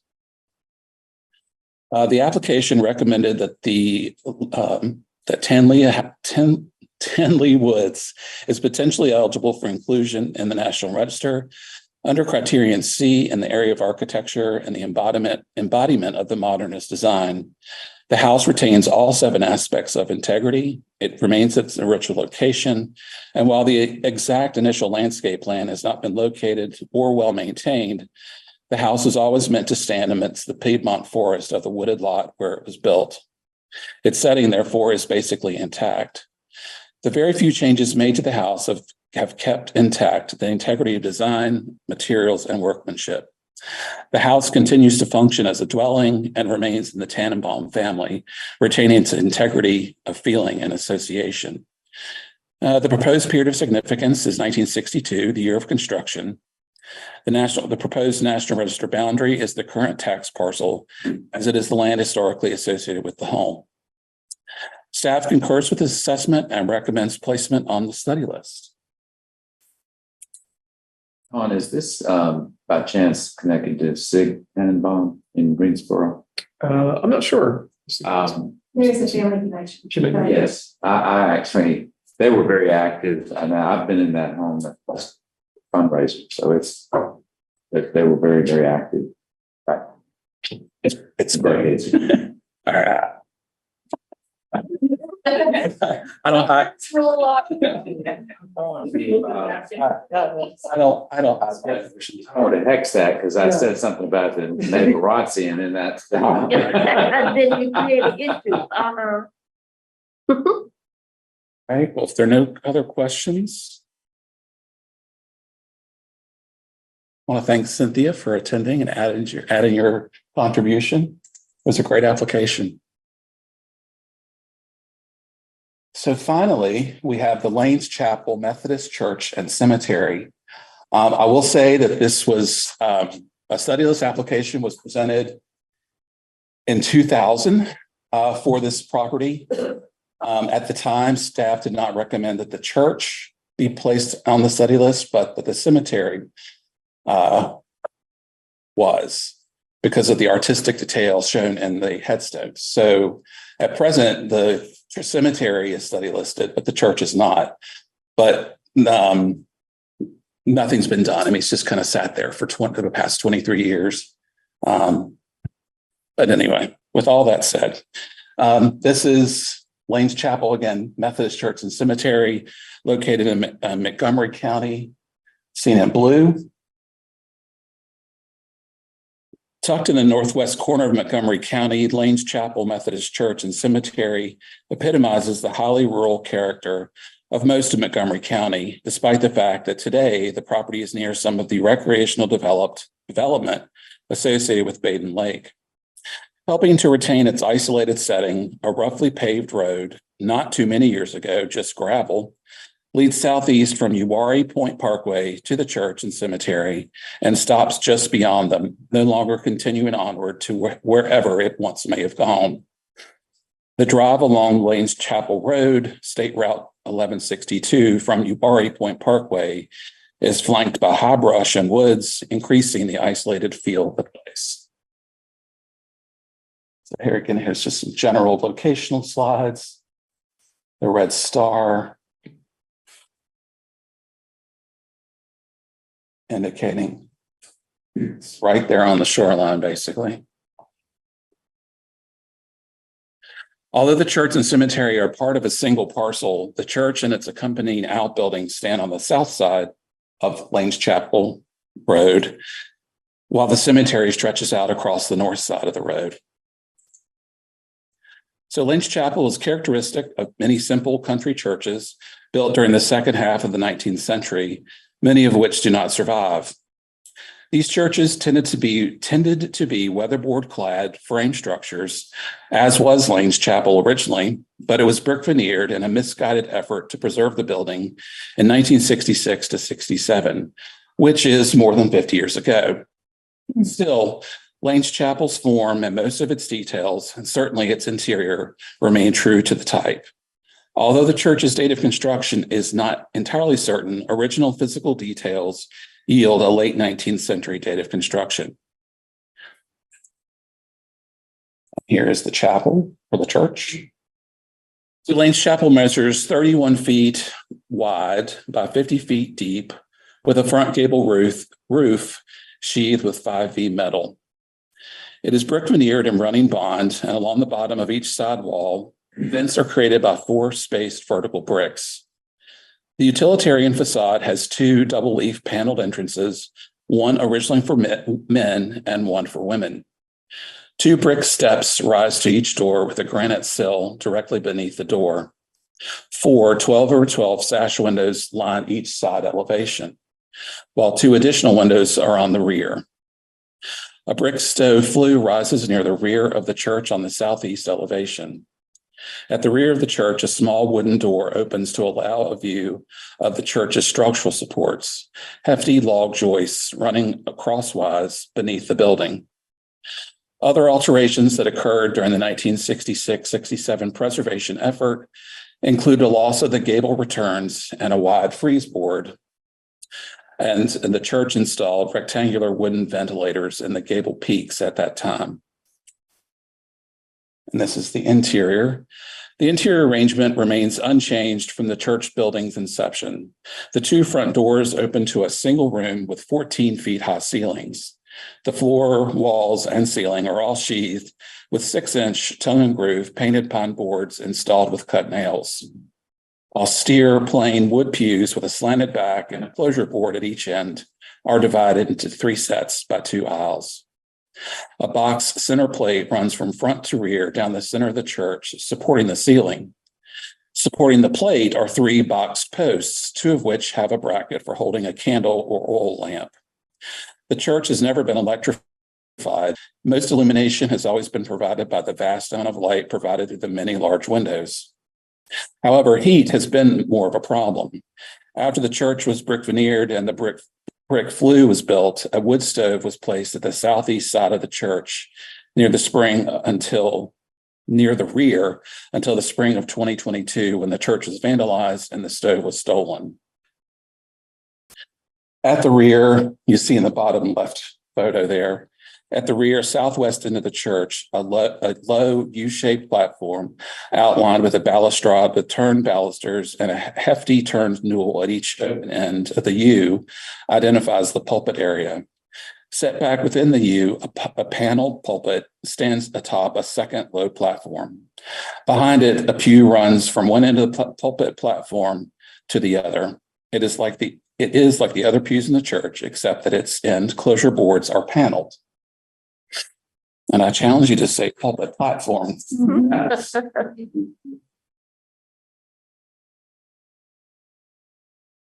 So sharing the south side, what happened? I might have a slide out of order. Oh, well, maybe, okay, but it's nothing too exciting, but sharing the south side of Lanes Chapel Road are several outbuildings and structures, including a picnic shelter that dates to the late 1960s, two circa 1990 privies, a church sign, as well as a well. These next group of slides are just basically an overview of the cemetery. And to say it's sprawling is an understatement. These are some of the more notable and earlier stones, all of the Naylor family, and all manner of material were used. And these are two family plots. And these are just some examples of more in the bottom left, this is a Confederate soldier monument. I think this may have been, I don't think this was the last interment, because the last burial took place in 2005. At any rate, Pearlie had a lot of children. Let's leave it at that. The cemetery stretches out across Lanes Chapel Road from the church. The gravestones, numbering approximately 475 in total, include 252 that are inscribed or on which inscriptions or partial inscriptions can still be read. The stones are oriented largely from southeast to northwest. The oldest cluster of gravestones appears to be in the southeast section nearest the church, but 19th century stones can be seen throughout the cemetery. Inscriptions have worn off many stones, making it difficult to date those. The cemetery exhibits a scattered collection of approximately 252 inscribed gravestones from decades beginning in 1850 and running up through the first decade of the 21st century. There are 86 marked stones prior to 1900, including one from the 1820s, two from the 1830s, 3 each from the 1850s and 1860s, 9 from the 1870s, 25 from the 1880s, and 43 from the 1890s. After 1900, there are 103 interments between 1900 and 1930, 24 between 1931 and 1950, 18 between 1951 and 2000, and the last two in 2001 and 2005. From this, it can be seen that the gravestones increased during the second half of the 19th century, not including unmarked stones, and that in the 20th century, the years between 1900 and 1930 had the most burials, with the numbers diminishing rapidly after that. The gravestones generally reflect those periods in their materials, design, and craftsmanship. Okay, I knew it was in here somewhere. So here's the picnic shelter. See, that's what we're seeing, right? And here's the privies. So obviously this, again, like Beth's Church, no indoor plumbing. So a little bit of history about the church. The records of the Methodist Conference provide more information about Lanes Chapel that help flesh out the picture of this country church in Northwest Montgomery County. The church register for the Jackson Hill Circuit between 1883 and 1913 gives the names of 16 pastors who had 1, 2, 3, and 4-year appointments to serve the churches in the circuit, including Lanes Chapel. Between 1884 and 1914, there were 244 members of Lanes Chapel Church, a goodly number for a rural congregation, and 22 baptisms were performed between 1888 and 1899. There were usually, up until the early 1920s, the minute books of the quarterly conference meetings revealed the active role that Lanes Chapel Church played within the circuit. The 3 particular areas of reporting for Lanes Chapel, as well as for other churches, were the site of the quarterly conferences, the money the various churches contributed to the conference, and the progress or lack thereof of Sunday or Sabbath schools. Newspaper accounts also inform us of community activities held at Lanes Chapel. In September 1909, the Farmers Union was scheduled to hold a picnic at Lanes Chapel, to which everyone was to bring provisions such as beef, mutton, turkey, and chicken. In October 1912, political candidates from Montgomery County, as well as the state legislature, gave campaign speeches at Lane's Chapel. In March 1914, the Bombay Council 314 of the Junior Order of United American Mechanics selected Lane's Chapel as the location for their annual service.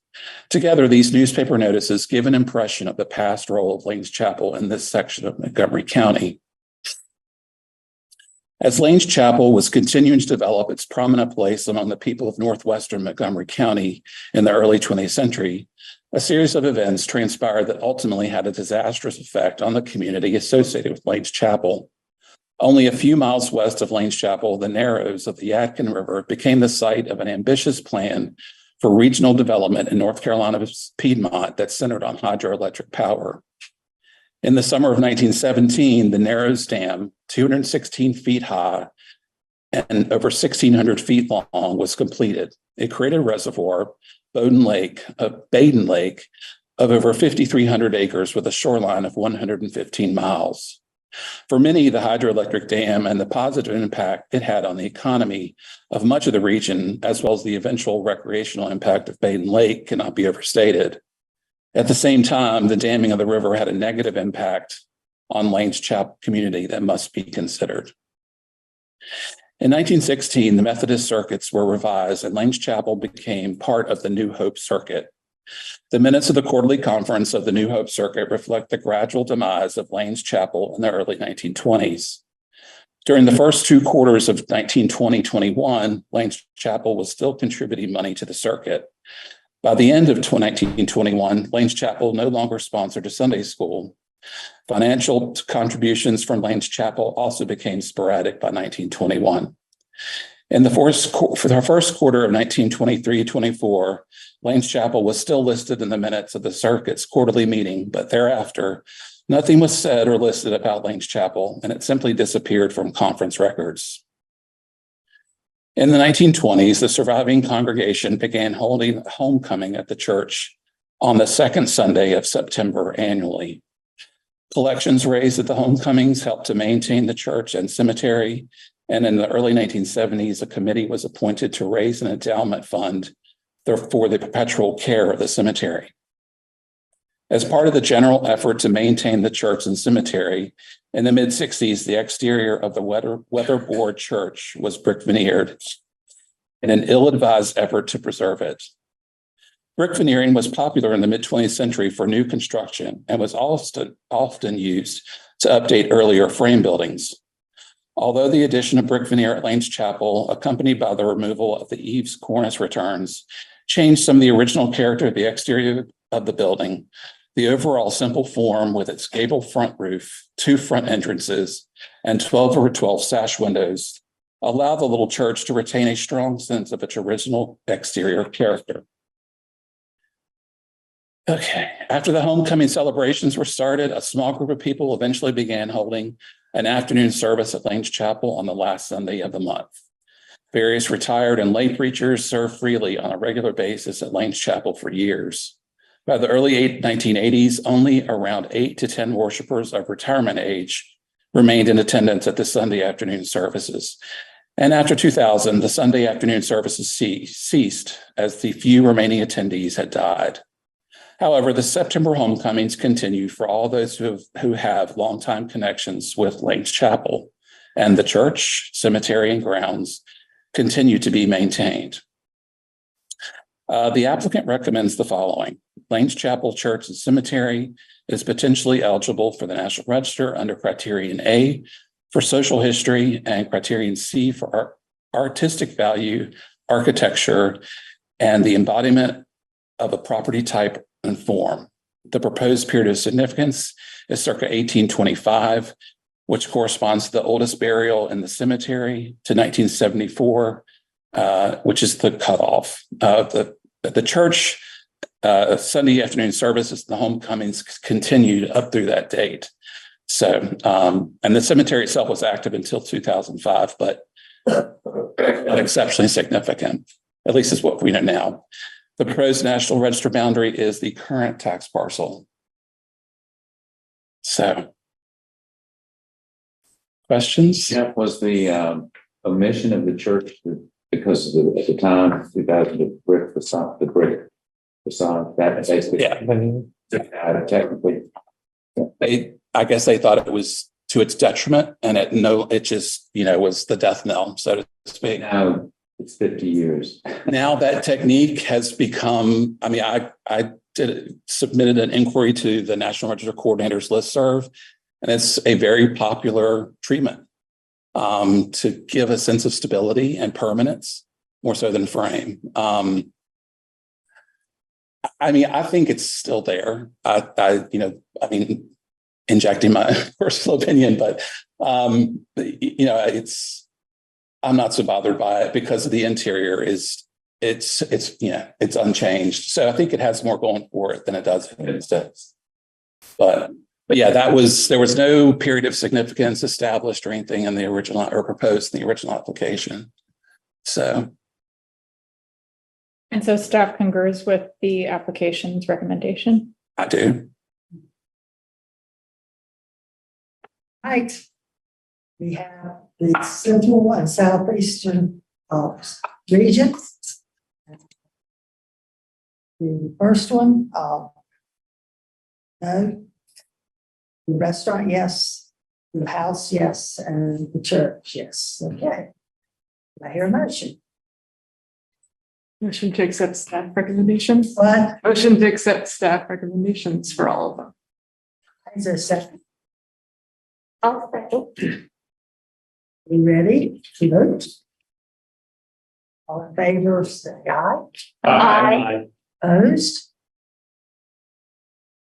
Thank you very much. I appreciate your diligence today, and we're going to get out an hour before 4 o'clock. Right. It's like a wand. We appreciate all of y'all's hard work and all these. I'll be sure that you fill out the paperwork before you leave. And do not forget that you have another meeting that Dr. Johnson will be presiding on by Zoom on the 19th. You got some setting lists that they need to be presented. Or some surveys. Surveys. Okay. What's the surveys and the result?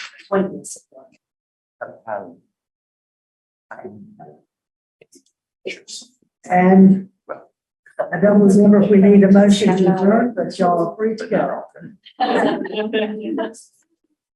As if I'd held you hostage this time.